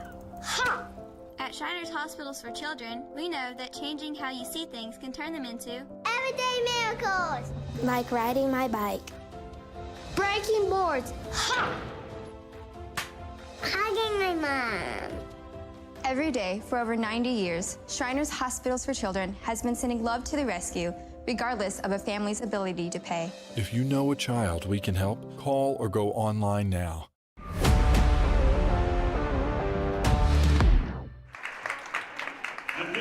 Welcome in to the Attic Storage I-35, I-435 self-storage halftime show. As we'll step aside here in a moment, the sophomore day recognition is continuing here for the Golden Girls. And graduated from Shawnee Mission North High School. This is Abigail's second year on the team. Abigail was the team's most improved team award recipient for the 2024-25 season. Next year, Abigail plans to attend Cleveland University, Kansas City for the Radiology Technology program. Abigail Wedding! Addison Ebert! Addison is the daughter of Brock and Nikki Ebert and graduated from Smoky Valley High School in Lindsborg, Kansas. This is Addison's second year on the team and first as a captain. Addison was the 2024-25 Rookie of the Year and team's runner-up soloist at Region 6 last year and a 2025 All-American winner. Next year, Addison plans to transfer to a university to continue her dance career and get her bachelor's degree in exercise science and eventually her doctorate in physical therapy. And with Addison Ebert, Dominique Pardo. Dominique is the daughter of Claudia and Tony Pardo and graduated from Olathe South High School. This is Dominique's second year on the team and first year as captain. Dominique was the team's first place soloist at Region 6 last year and a 2024-25 All-American nominee and a 2025-26 All-American winner. Next year, Dominique plans to attend the University of Kansas to hopefully continue her dance career while working towards her bachelor's degree in journalism and mass communications, with a concentration in digital marketing communications, advertising, and public relations. Dominique Pardo! Cavs fans, let's hear it one more time for our sophomore Golden Girls!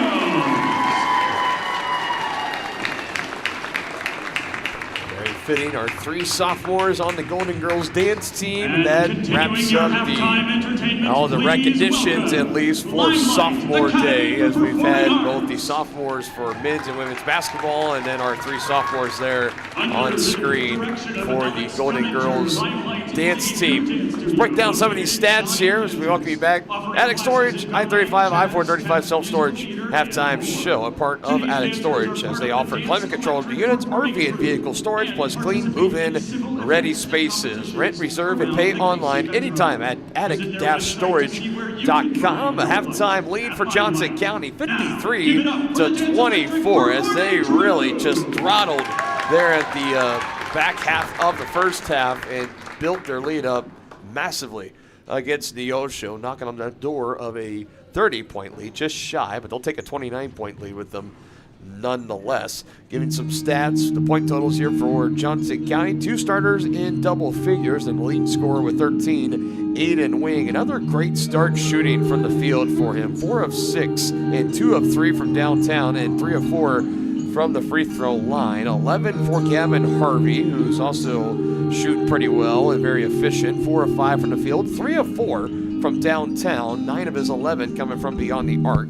Outside of that, you got Joey Robinson with 9, 6 for Trey Fulcher, and 2 for Tavian Cruz. Tavian does also have 9 rebounds and 5 assists. Back-to-back games where Tavian has reached 5 or more assists, not too far off from setting yet a new season and career high, and that happening in back-to-back games. So something to keep an eye on for the second half 12 points off the bench, 8 for Avion Webb and 2 apiece for Jordan Mason and Aziz Gines. Johnson County finishes the first half shooting 53% from the field, 35% from three-point range. As a team, they go 6 of 17 and 83% from the free throw line, 5 of 6. As for Neosho, just 1 in double figures. Their leading scorer is number 4 Champ Hawaii with 10 and 5 from Razel Taylor, 2 for Eric Carballo. 3 starters only in scoring figures, the other 2 in Jace Cooper and Cooper Weeks being held scoreless, and just 7 bench points, 5 from Aiden Profit and 2 from Zachary Lewis. Panthers shoot 27% from the field in the first half, just 8% from three-point range, and ice cold 1 of 12 as a team. The one make going, 1 of 12, just the one make going to Champ Hawaii a little earlier in that first half when this was still a pretty good back-and-forth contest. And that has been pretty much it in this half. 7 of 10 from the free throw line for the Panthers, 70%. Easy for everyone to do that math back at home. Cavaliers enjoying their largest lead of the ball game, 29 points right now. You're looking at some of the more in-depth numbers. Points in the paint was in favor of Johnson County, 28-10, just pure dominance in the paint, not only doubling, close to tripling the Panthers and what they've been able to do down inside. 10-0 on points off turnovers, all in favor of Johnson County. They've been dominant there. 6 second chance points for the Cavaliers to just 2 for the Panthers, and fast break points, 8 for Johnson County, 2 for Neosho County. Only 1 tie in this game, and we had 1 lead change, and when the Cavaliers retook that lead, Neosho scored the first 4 points of the game. It was an 18-2 run later, and the Cavaliers simply have not looked back as they have their eyes set on trying to go 28-0 and wrap up the regular season perfect here at home, as this is their 19th and final regular season home game. You've been watching the Attic Storage I-35, I-435 self-storage halftime show. Second half action returns here on Johnson County Sports Live.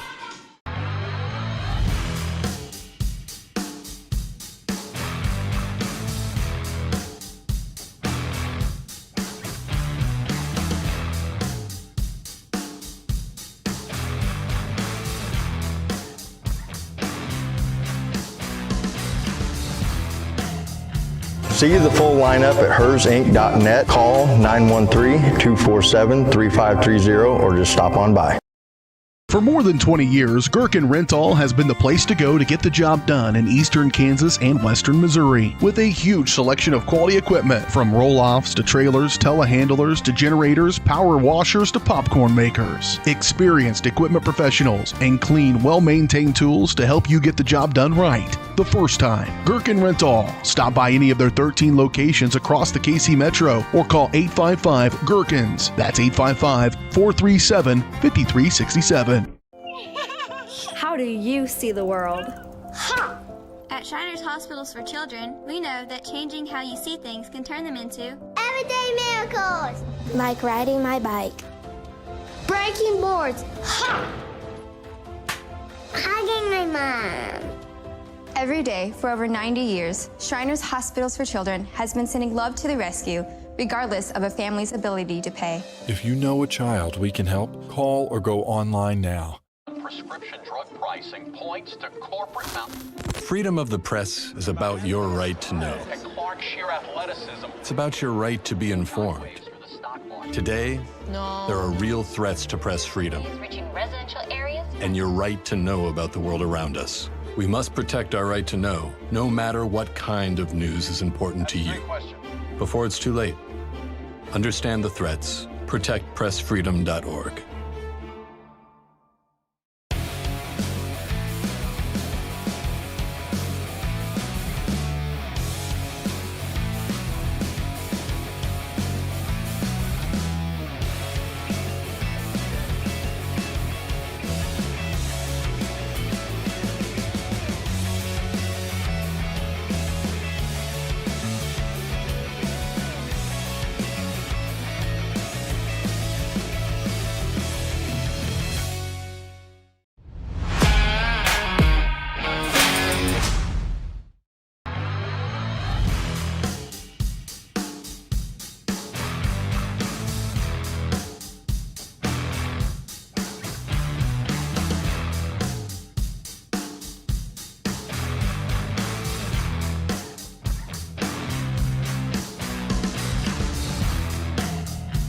See the full lineup at hersinc.net. Call 913-247-3530 or just stop on by. For more than 20 years, Gherkin Rental has been the place to go to get the job done in eastern Kansas and western Missouri. With a huge selection of quality equipment, from roll-offs to trailers, telehandlers to generators, power washers to popcorn makers. Experienced equipment professionals and clean, well-maintained tools to help you get the job done right the first time. Gherkin Rental. Stop by any of their 13 locations across the KC Metro or call 855-GHERKINS. That's 855-437-5367. How do you see the world? At Shriners Hospitals for Children, we know that changing how you see things can turn them into everyday miracles. Like riding my bike. Breaking boards. Hugging my mom. Every day for over 90 years, Shriners Hospitals for Children has been sending love to the rescue, regardless of a family's ability to pay. If you know a child we can help, call or go online now. Prescription drug pricing points to corporate Freedom of the press is about your right to know. and Clark sheer athleticism. It's about your right to be informed. Today, there are real threats to press freedom Reaching residential areas? and your right to know about the world around us. We must protect our right to know, no matter what kind of news is important to you. Before it's too late, understand the threats. ProtectPressFreedom.org.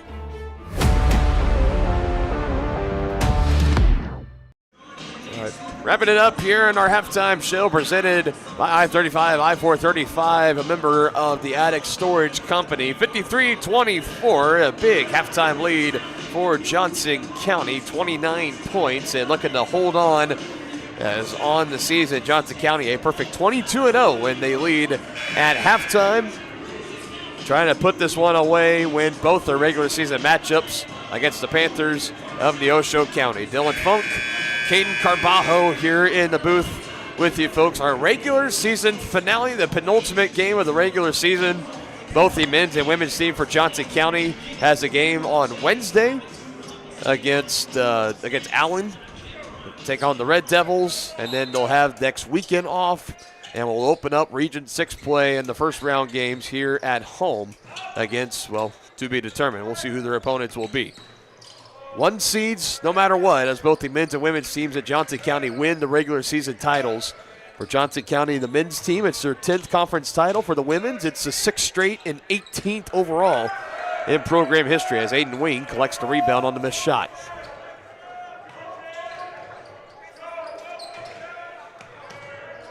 Fulcher, the man out of Mansfield, Texas, dribbling around, kicks it out instead to Harvey. Had a buzzer-beating three to cap off the first half, and Cruz gets the second half started with a Cruz missile from downtown.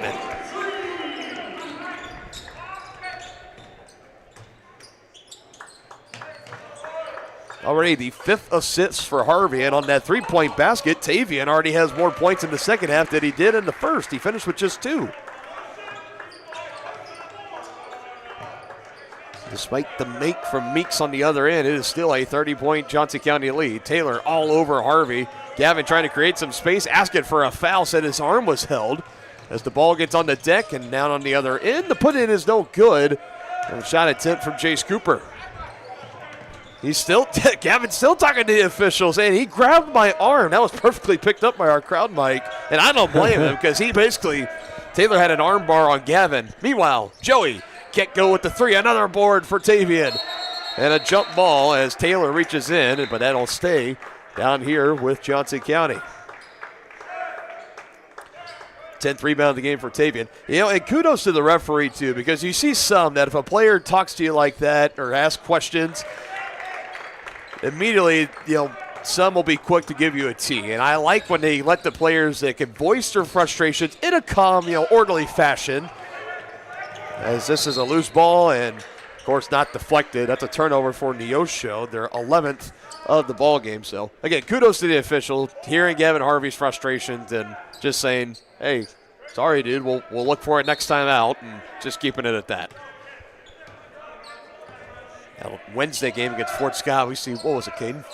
Four technical fouls, 5. I mean, it was just 1 in the game against Johnson County, and it actually was against Gavin Harvey of all.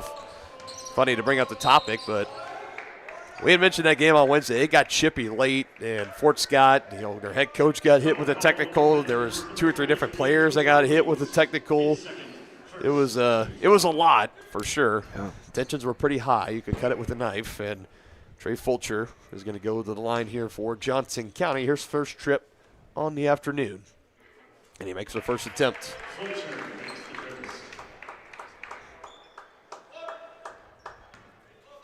His 15th straight start for Coach Chappell. Just a few weeks ago, he earned his first Conference Division II Player of the Week honor nod. He's got 8 points now. Trying to close in on double figures for the 4th time in the last 6 starts. There's a drive on the right side, high off the glass. Pewaukee, that was really his only option as Cruz goes down to the deck with it, but gets it away before the travel call. And let's see. Oh, no, we got Tavian, who's gets up with a slight limp, coming back up the other end of the floor, so officials just stopping play to allow Cruz to get up, and yeah, definitely might have tweaked something as he came down on the deck. He'll head over to the bench and are going to be properly tended to by the training staff. Bryce Walker, plug and play as they feed it to him, and he draws the foul. Second team foul for Neosho. Foul called on the Panthers, number 33, Cooper Weeks. His third, second. That's the third on number 33, Cooper Weeks, a 6'6" freshman out of Lufkin, Texas. Fulcher looking for double figures, and he gets it. Just taking on the contact, not afraid. Trey Fulcher able to finish. Little helter-skelter, and it's a takeaway for Johnson County, and it's Joey Robinson who lays it in. He's got 11. He reared that thing back. I thought maybe initially he was going to try to go for a slam. That was Carballo that came over in late for the contest, and Joey just says, I'll go ahead and just take the easy points there, the guaranteed points, if you will. At least high percentage, never guaranteed, but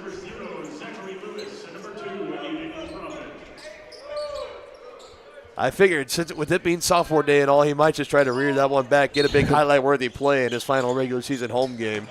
The native out of Overland Park, Kansas, by way of North Central Missouri. Or just Central Missouri, I should say. That's a straightaway 3 that's knocked down by Cooper Weeks. Home of the Mules for our Varsity Sports Live colleague, Brendan Bowen. That's where he's currently going to school at. And he had some great things to say about the college, and I know a few guys. My dad had coached a wrestler in high school that went there, was an All-American. Oh, yeah.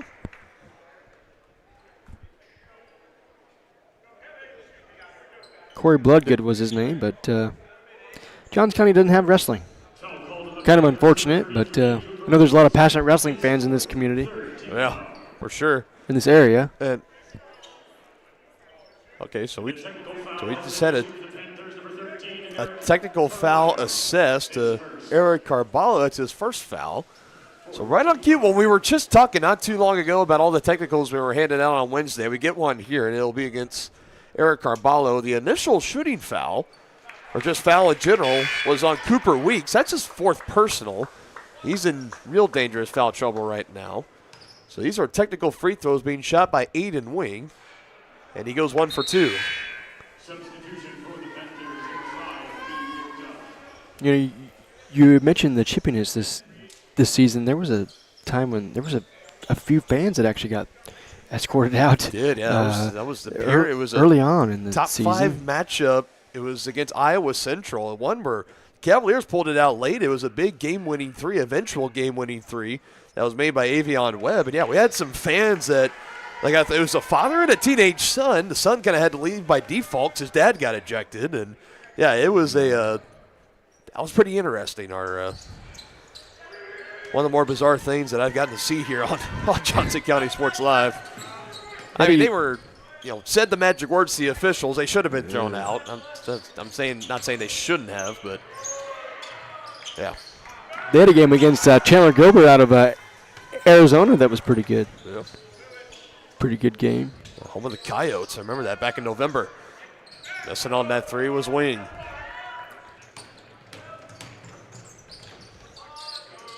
To the far corner, 3 on the way. Duff Reed can't finish. Gets the rebound from Wing, trying to throw it back, but not able to get it. Zachary Lewis just a little bit low. And that one goes out of bounds as we head to a media timeout. 65-29, Johnson County in control. Hi, I'm Dr. Aaron Stoes with Martin City Animal Hospital, located just minutes east of 135th and State Vine Road. At Martin City Animal Hospital, we provide cutting-edge diagnostic services, including digital radiology, ultrasound, and in-house same-day blood work. Also, specialty care such as general surgery, cold laser therapy, animal chiropractic, small animal reproductive services, and dental cleaning. With 4 other locations and a team of 15 veterinarians, our commitment to you makes Martin City Animal Hospital the vet you can trust.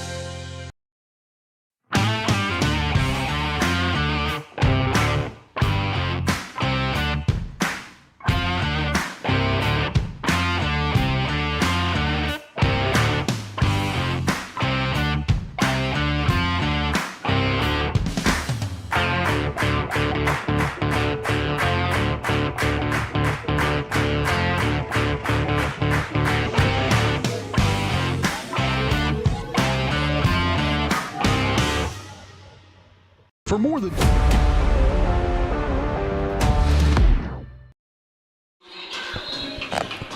65-29. Just under 16 still to go in this ballgame. Dylan Funk, Caden Garbajo. We were just reminiscing and talking about during that timeout how spoiled we are with the athletic programs here at Johnson County Community College, with both the men's and women's team being ranked in the top 5 nationally, both still undefeated. You got the baseball team that's currently ranked number 12. The softball team is currently ranked in the top 15 in the nation as well. Men's and women's soccer are both juggernauts in their respective sports. Volleyball's always national championship contenders year in and year out. Here's a splashdown 3 by Avion Webb, his first triple, and he's got 11. As River Peters, number 22 for the Cavaliers, is out on the floor for the first time. Out there on defense, here's a pull-up just beyond the free throw line for Okono, and it does not go. And right on cue, Peters had the rebound for a moment. Now Harvey controls as he feeds it up the floor. Wing to Walker, no good, but he gets his miss. And the putback is good on the left side for Bryce Walker.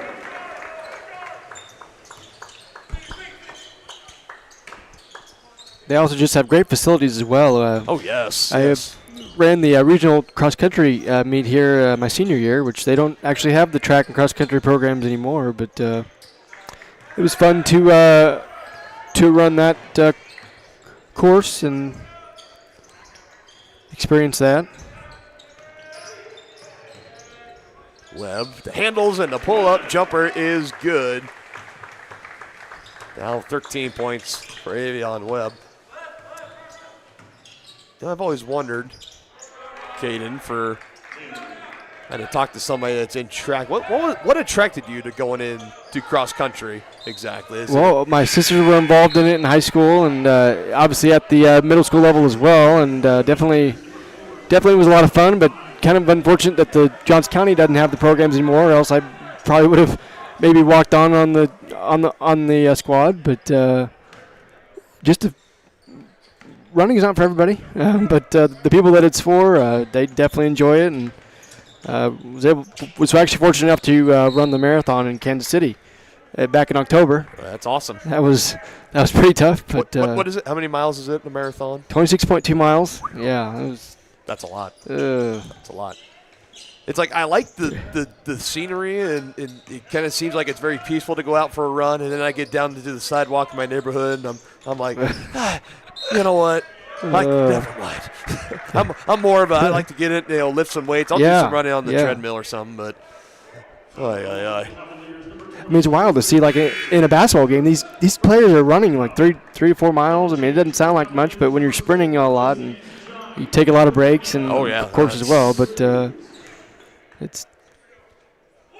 it takes a lot for sure but that many miles and to just consistently train. Those top class people that go to all the different marathons across all the major cities and around the world and just always win them or finishing with top finishes. It's just like, man, that's a lot of miles racked up. Sees Gines back out on the floor. He takes the jump shot, and it's good, just beyond the left elbow. His second field goal, he's got 4. Of course, every sport involves a lot of running, too. I know we're on this running topic, but if you don't really have that great a cardio, then you're probably not going to last very long in a lot of these sports, because so many athletes are, who can always last the longest in certain games, and, Sure. Who can wear out the opponent. It's always a battle of endurance across all different sporting platforms. And there's depth as well. A lot of these schools, we saw last week with the Fort Scott women, they didn't hardly could field a team, and we mentioned that they maybe had to forfeit some of their games earlier on in the year. Right.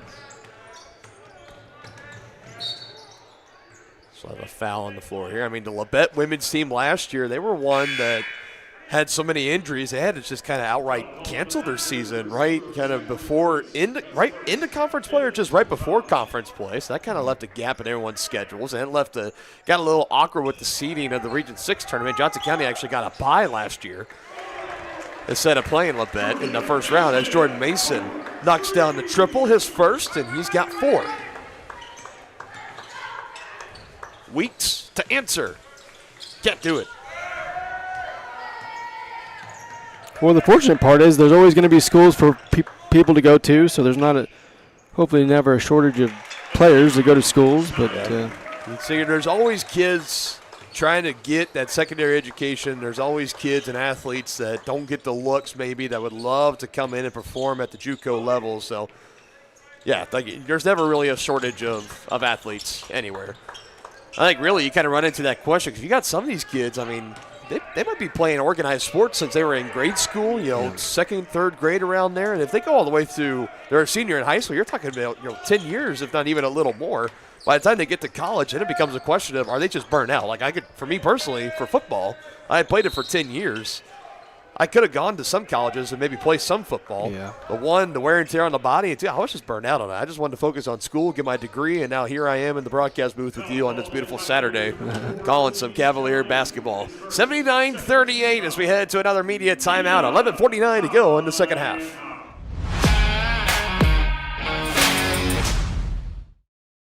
For more than 20 years, Gherkin Rental has been the place to go to get the job done in eastern Kansas and western Missouri. With a huge selection of quality equipment, from roll-offs to trailers, telehandlers to generators, power washers to popcorn makers. Experienced equipment professionals and clean, well-maintained tools to help you get the job done right the first time. Gherkin Rental. Stop by any of their 13 locations across the KC Metro or call 855-GHERKINS. That's 855-437-5367.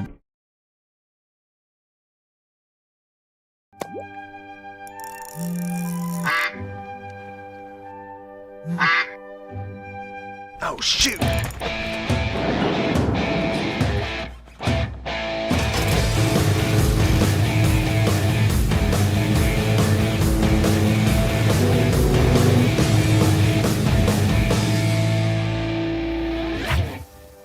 See the full lineup at hersinc.net. Call 913-247-3530 or just stop on by.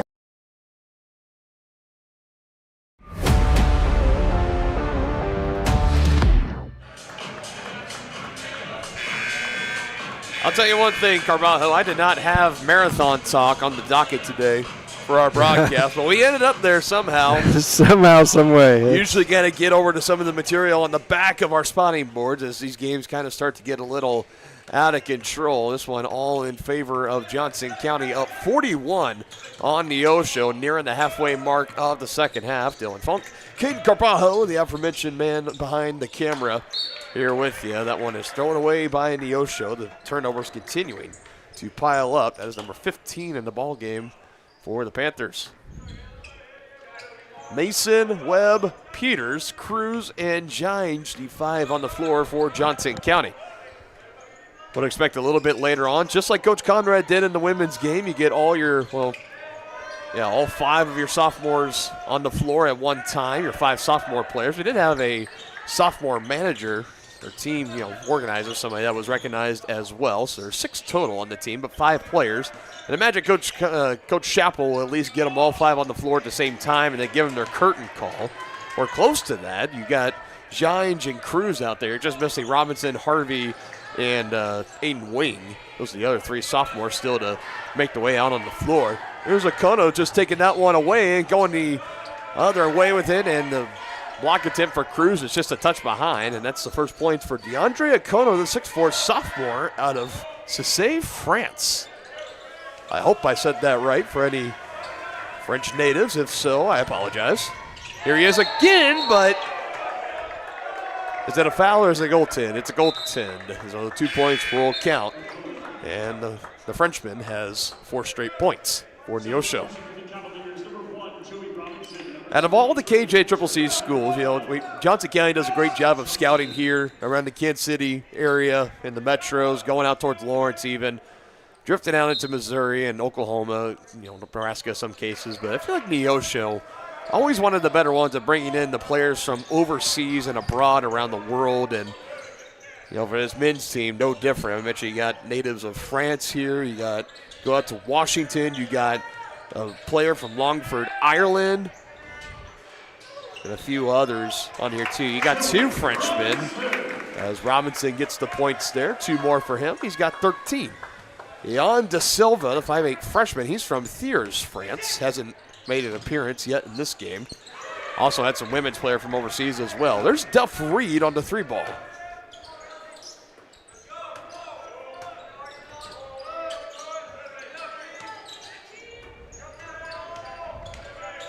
Gines met by Okono, hands off. Max Johnson, he says, why not? Can't get the 3 to go. And it'll stay at this end of the floor as getting a hold of Cruz. It's Jacob Pisnicki. That's the man we were just talking about from Ireland.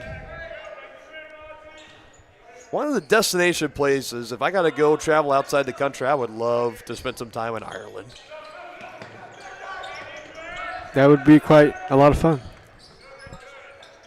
A lot of my family heritage on my mom's side, my grandfather, his family coming over from Ireland. There's Robinson on the board, drives in and a lay-in. My great-grandpa is from Peru, as well as my grandpa is. That's awesome. It's actually a soccer stadium named after us. Oh. There's a Carbajo Stadium in Peru somewhere. I'm not joking. I can show you a picture during the break or something. Oh, Cruz thought he was gonna slam that one home. It's Gines on the board, and I think Aziz Gines is gonna go to the line for 2 free throws. Yeah, I'll have to look up that stadium in our next media timeout or just timeout we get in general. 8:54 still to go in this game. That's not something that just anybody can say either. Hey, my family name is on a soccer stadium in Peru or just anywhere in the world. That's awesome. Of course, soccer a big sport down in South America. And they take it very seriously. Really everywhere. I mean, we got the World Cup coming to Kansas City. Oh yeah. You got to get tickets to see Messi in Argentina. That'd be really cool. Playing Arrowhead. That would be. That would be really fun. That would be a lot of fun as Giants goes 2 for 2. Last I checked, to get into Arrowhead Stadium to see Argentina team play in their game, $838 was the cheapest ticket last I checked. And the closer we get, the more those prices are going to go up. As much as I say it's about the people of Kansas City and it's for Kansas City, it's really for the people that are coming here to experience Kansas City. No doubt. It's all the out of the country. Those different teams that come here and are playing here. It's a great honor. The first time that tournament of that scale and that wide of an audience. We talk about how many people watch the Super Bowl, even more watch the World Cup, and it's quite a lot more that watch the World Cup. I mean, we've seen the NFL try to be more international, and as they should. I mean, I think it brings a lot more people to the global game of American football. No doubt. And I have a feeling that with the World Cup coming through, not just Kansas City, but just North America in general, I have a feeling that there's even going to be more soccer fans that are made once that tournament is all said and done. Oh, yeah. I mean, we've even seen a lot of the teams, they have their home base here in Kansas City because we are the soccer capital of America, of the world, I guess I should say.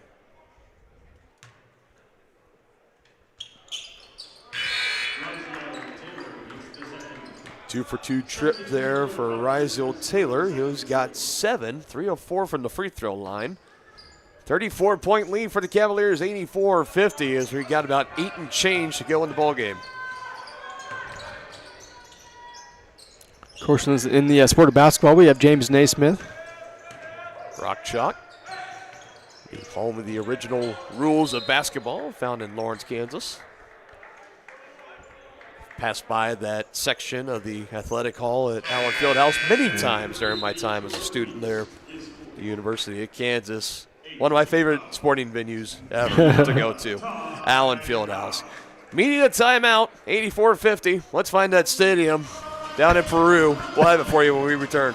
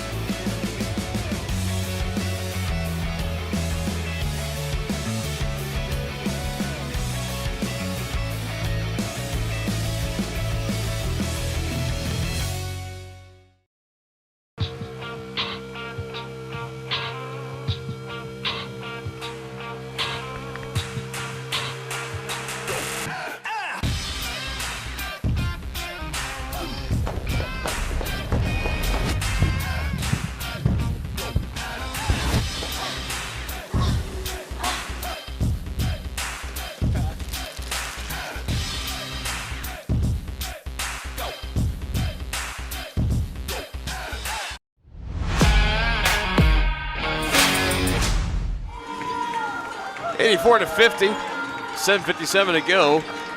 Dylan Funk, Caden Carbajo. For folks that might be interested, you can do a Google search. Telmo Carbajo Stadium. It's a legit stadium, still functioning today in Peru. That is awesome stuff for you and your family, brother, to have your family name on a soccer stadium in Peru. That's you ever played the game in grade school or whatever as Bryce Walker hits the first free throw? 1-1 free throws here with the Cavaliers being in the bonus. 18 fouls on Neosho. Did you ever play the game of two truths and a lie, and you just kind of had some bizarre stuff, and you could throw that one in there, and people would be like, "Oh yeah, that one." And there's not your family's name's not on a stadium in Peru. And it's like, that's actually, funny. Believe it or not.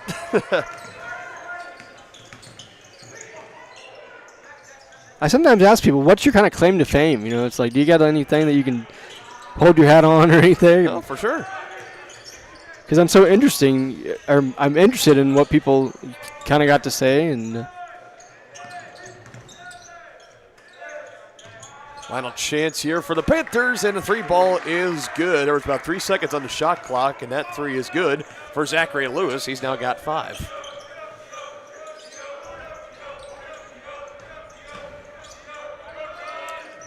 Across the way, Peters on his heels, now gets his base established, hands it off to Max Johnson, the man out of DeSoto High School, back to Peters, driving a kick, Fulcher, trying to go inside, was looking for Walker, was held up by Duff Reed, couldn't go in and get that basketball. No bystanders hurt in the stands, and Bryce Walker back to the line for 1-1 free throws. Talked to a gentleman the other day who I was in the same class as his daughter, who played basketball for Spring Hill High School, and he actually plays golf with Rand Chappell. Really? With Coach Chappell in his free time. So I'll have to ask Coach Chappell what his handicap is after this game. That'd be pretty interesting. See, what's the best game of golf you've got over 18 holes? That'll be Panther basketball. A lot of those basketball players are pretty decent golfers. I know a lot of sort of the at the professional level, a lot of athletes play the sport. And I know one thing. If you want to look like a pro in golf, just play me. I'll make you look like a pro. As much as I enjoy being out there, it's just... I like disc golf. I don't know. I'm not sure if you've ever played that sport, but it looks like fun. I have never played it, but it does look like a good time, I will say. The kind of golf I like is mini golf. I could dominate some mini golf. I like top golf. I think that's a lot of fun. Top golf's a good time. That's a jump ball, and possession arrow in favor of Neosho. I mean, my wife, many times with our friends and family, we've gone out. My bachelor party actually was at Top Golf. Had a great time with me and all my friends, and the Angry Birds game there is so fun. They actually have a field goal there now. Yeah. A big field goal, interesting. Although I would not want to be the guy who has to pick up all the, in the little cart thing. Yeah, I think that'd be kind of scary. But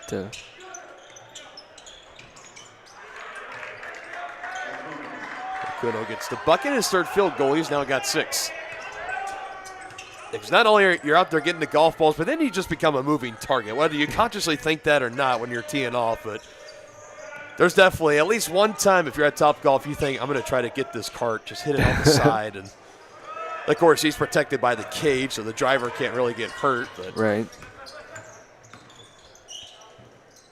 Mid-range jumper. That one goes just beyond the free throw line for Zachary Lewis with 7. Panthers trying to make the score at least a little bit more respectable in the final minutes here. 85-57. Cavs still in control by 28. And we'll have a timeout taken here by Johnson County and Coach Sheppel. That'll be the second of the game and 2 remaining. So we'll go ahead and just go to another media timeout. 5.5 to go. Johnson County, number 3 team in the country, on their way to their 28th straight win.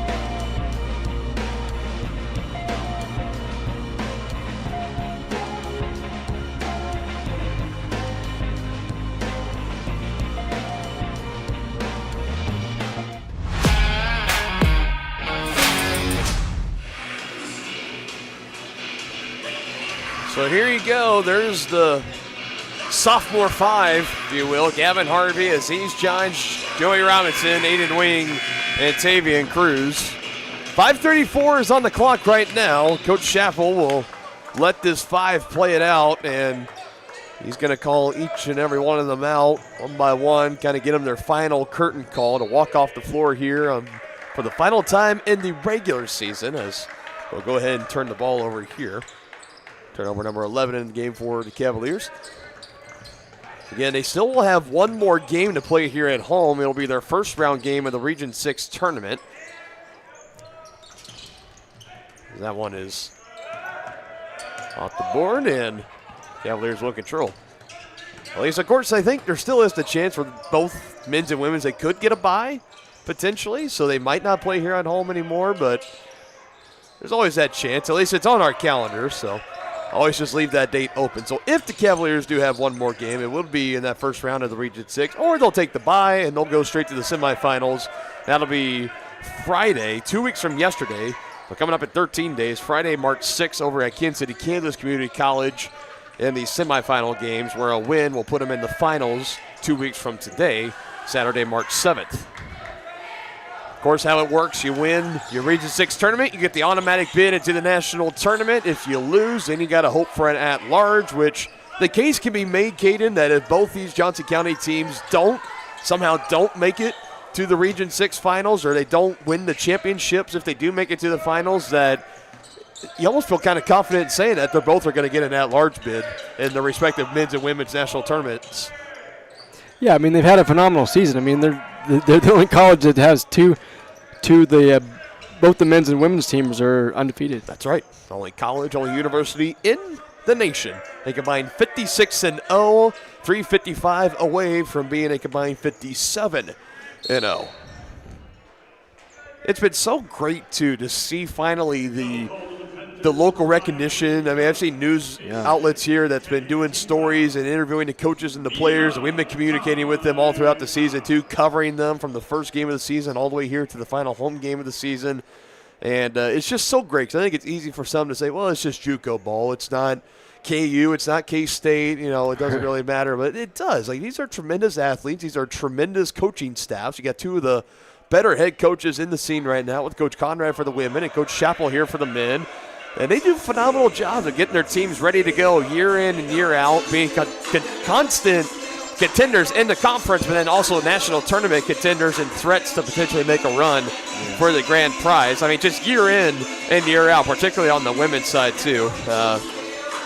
And across all sports. It's not just basketball, like we already mentioned, with all the other sports, always nationally ranked, always a chance to go and try to win the big prize. So a lot of fun stuff. Looking forward to following both the men's and women's teams to the semifinals and finals of the Region 6 tournament.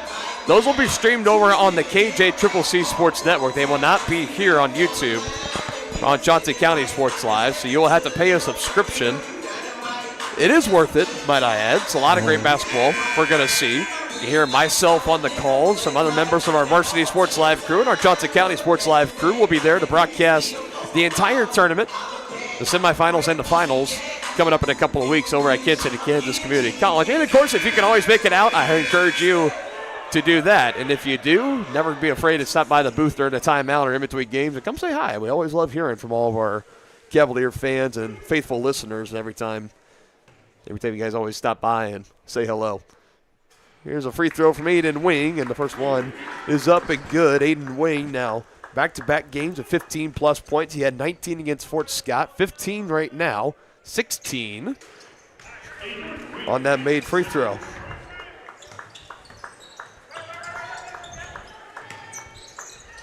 Back to a 30-point lead for Johnson County.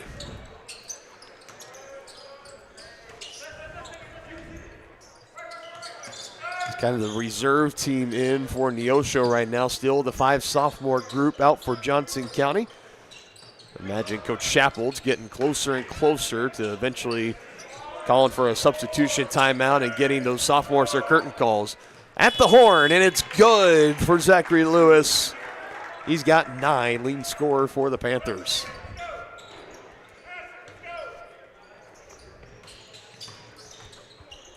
Robinson goes up strong at the jump ball first, and it'll stay at this end. And Coach Chappell says, all right, that's enough.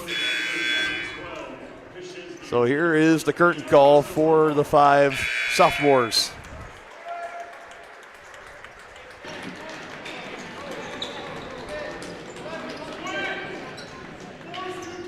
Well, I thought there would be a little bit more pizzazz onto that, but nonetheless, Robinson, Wing, Jange, Cruz, and Harvey, their day is over on sophomore day. Have one more regular season game this upcoming Wednesday at Allen. Looking to finish the season. They're going to pick up win number 28 today. They can get win number 29 at Allen. This is already the best season under Coach Chappell in his 6th year. The best winning streak coming into this season was 20, and they have passed that by now 8 games here at the end of this afternoon. The best winning percentage. Obviously, you go undefeated. You're going to have a lot of new personal bests this deep into a season.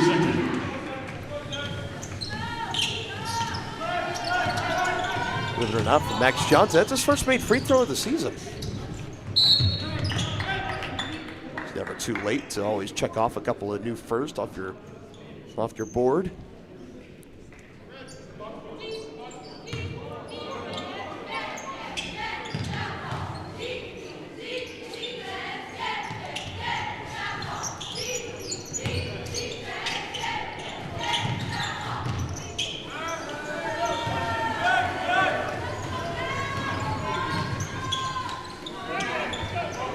2.5 to go. Cavaliers back on the attack. After the full line change, you got Max Johnson, Jordan Mason, River Peters, Avion Webb, who takes the 3, who can't knock it down. Bryce Walker also out there as well for the Cavaliers, looking to close out this win this afternoon. Here's Webb. It dissipates. Avion passes it back, and able to finish is Max Johnson.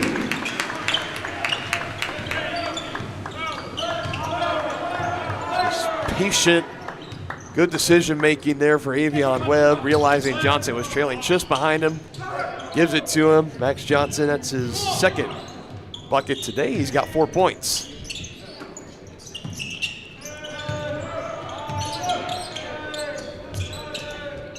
Shot on the way, won't go. Now Johnson gets a rebound.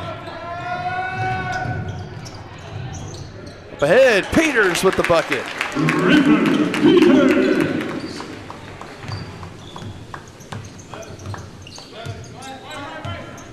Just playing in his 16th game of the season this afternoon is River Peters.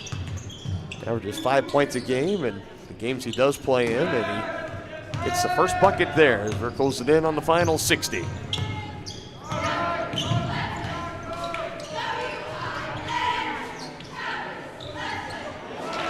Cavaliers, Bryce Walker gets more points for the 6th time in conference play. The men's and women's will complete a doubleheader sweep at home. Both will finish perfect. Avion Webb, a little put back, close to a slam, but points nonetheless for Bryce Walker. Webb might have left that just a little bit higher off the glass for Walker to come in and collect. 3 away from the century mark is Johnson County. And the field house here in Overland Park is going to see both teams stay perfect, just as they've been all season long. And you always hear the classic debate, for teams, is there a lot of pressure? Do you rather they have a loss going in before, these big tournament kind of one and done scenarios, or something like that? A lot of pressure being on them. But I got to tell you, for both of these teams, for Johnson County, as we've seen at home, they've not really looked like a team that's been under pressure. I mean, the women's team have just been juggernauts. They've had one game decided by 6 points or less. The women's team have, and that was their either first or second game of the season. As Neosho just dribbles it out, takes a shot clock violation. The men's team on there, they have been tested before. They've had 5 wins decided by 6 points or less. They've had 5 second-half comebacks, all 5 of those being by 10 or more points. But both teams looked amped and ready to head into Region 6 play. Still one more regular season game coming up Wednesday on the road at Allen. But that'll do it here for the home portion. Final score, 97-59. Neosho 59, Johnson County. And yet another doubleheader sweep for the Cavaliers. Handle their business here at home. A friendly handshake line. And the beat goes on for Coach Chappell and a number 3 team in the country, your Johnson County Cavaliers. We'll tip aside. We got the final stats for you. Wrap it up in the Johnson County post-game show here coming up soon. Hi, I'm Dr. Aaron Stows with Martin City Animal Hospital, located just minutes east of 135th and State Line Road. At Martin City Animal Hospital, we provide cutting-edge diagnostic services, including digital radiology, ultrasound, and in-house same-day blood work. Also, specialty care such as general surgery, cold laser therapy, animal chiropractic, small animal reproductive services, and dental cleaning. With 4 other locations and a team of 15 veterinarians, our commitment to you makes Martin City Animal Hospital the vet you can trust.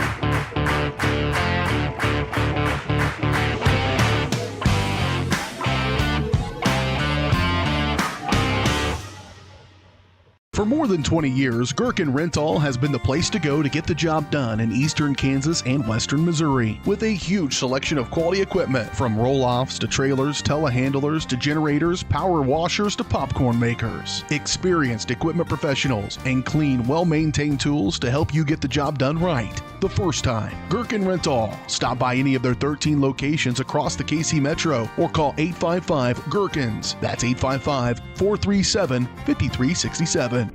Hey, you ready to go to my mom's? Oh, I can't go today. I have to mow. It's probably going to take all day.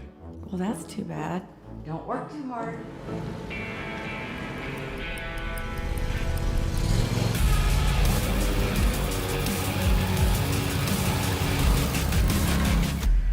Dixie Chopper. Speed when you need it. See the full lineup at hersinc.net. Call 913-247-3530 or just stop on by.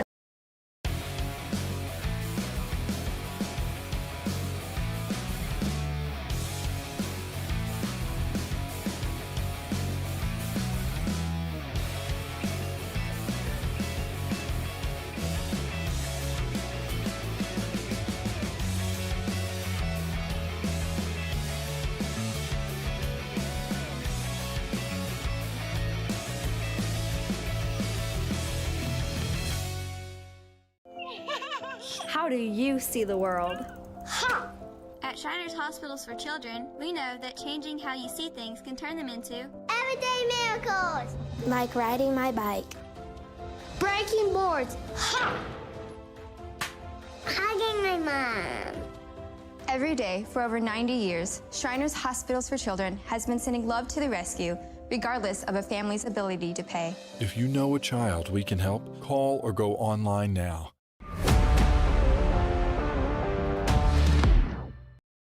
Hi, I'm Dr. Aaron.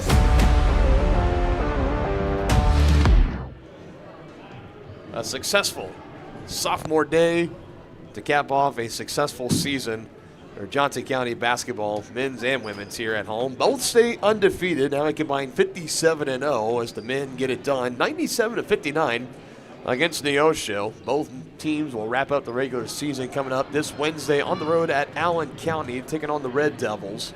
And that is going to be it for here inside the field house. Rest of the way, Johnson County, which double checking the bracket, should receive first round buys in the Region 6 tournament, so shouldn't be playing here at home. I thought there was still a chance they could get, but I honestly had forgot, Caden, that Heston College, the 8th member of the conference, they reclassified to an NCAA school, so there's only 7 teams in the conference. So first team gets a first seed in both men's and women's, they get a bye. Oh. So we are already on to KCK coming up next week, where we will see you guys next over on the KJCCC Sports Network. Final point totals for you here tonight. 5 Cavaliers in double figures for the 5 starters. 15 for Robinson, 11 for Harvey, 10 for Fulcher, 16 for Wing. Tavion Cruz coming up just a little short with 7 points. And off the bench, you got Aziz Johns chipping in 7, 5 for Jordan Mason, 13 for Avion Webb, 4 for Max Johnson, 7 for Bryce Walker, and 2 points for River Peters. Everybody that checked in today for Johnson County, all 11 players scoring at least 1 or 2 points, at least 2 points at least. Awesome stuff there. Cavaliers shoot 51% from the field while holding Neosho to just 35% shooting from the field. And just pretty much controlled this game from the opening tip all the way through. They fell behind by 4 early, 4-0. It was an 18-2 run later. Johnson County took the lead. They led by 29 at halftime, and they finished with a 43, the largest lead, at least in the game, was 43 points. And just 3 points shy of reaching the century mark here. So a lot of fun. It always is here, covering both these men's and women's basketball teams. We're going to get to continue to do that in the postseason for a little bit, and hopefully we see both Cavalier teams win the Region 6 championships before going off to play in the national tournament. For the men, trying to win their first national championship since 2009, and for the women, of course, trying to go back-to-back and defend their crown from last season. Caden, once again, any final thoughts, any final takeaways before we sign off for one final time here at the Fieldhouse in Overland Park? I think it was a phenomenal night for the seniors on really on both teams, and everybody else seemed to get it done. And just another convincing win. And hopefully we can carry this on to postseason play and in on to next season. Yeah, really. I mean, just looking ahead at any of the potential matchups, it could still be a variety of different teams for either side. But for the women's, their closest conference game was against Allen, who they're going to see coming up on Wednesday. So we'll see. But the closest game going into that matchup on Wednesday was 14 points. That's the closest margin of victory in conference play for the women, which is just absurd. And for the men, I would say probably Kansas City, Kansas, who they might not see in the Region 6 tournament because KCK being one of the second to last in the conference right now. But they had Johnson County on the ropes a couple of weeks ago, down 11 at halftime, and nearly pulled off the upset. The men, again, they have been tested. The women, they've been tested at times, but they're just so good. Anyone they've been coming across, they've just been blowing them out of the water. So we'll see. Hopefully both teams can get it done, get their Region 6 championships. Both teams already clinching their regular season conference titles, as fans continuing to hang around here, just waiting for players to come out of the locker room, get to visit with them. And we are going to wrap it up here this afternoon on Johnson County Sports Live. I want to thank you guys for watching along with us. We'll be back live with softball coming up on Tuesday. Brendan Bolin will have the call for you as the Cavaliers will finally get their home opener, originally scheduled for today but pushed back to Tuesday due to the cold front and possible snow that was supposed to come through the area here this afternoon. So Tuesday softball with Brendan Bolin. We will be back with you guys over on the KJCCC Sports Network for Region 6 basketball tournament alongside Caden Carbajo, the rest of our entire outstanding crew here at Johnson County Community College and Varsity Sports Live. I'm Dylan Funk saying so long, and we'll see you next time here on your home of the Cavaliers, Johnson County Sports Live.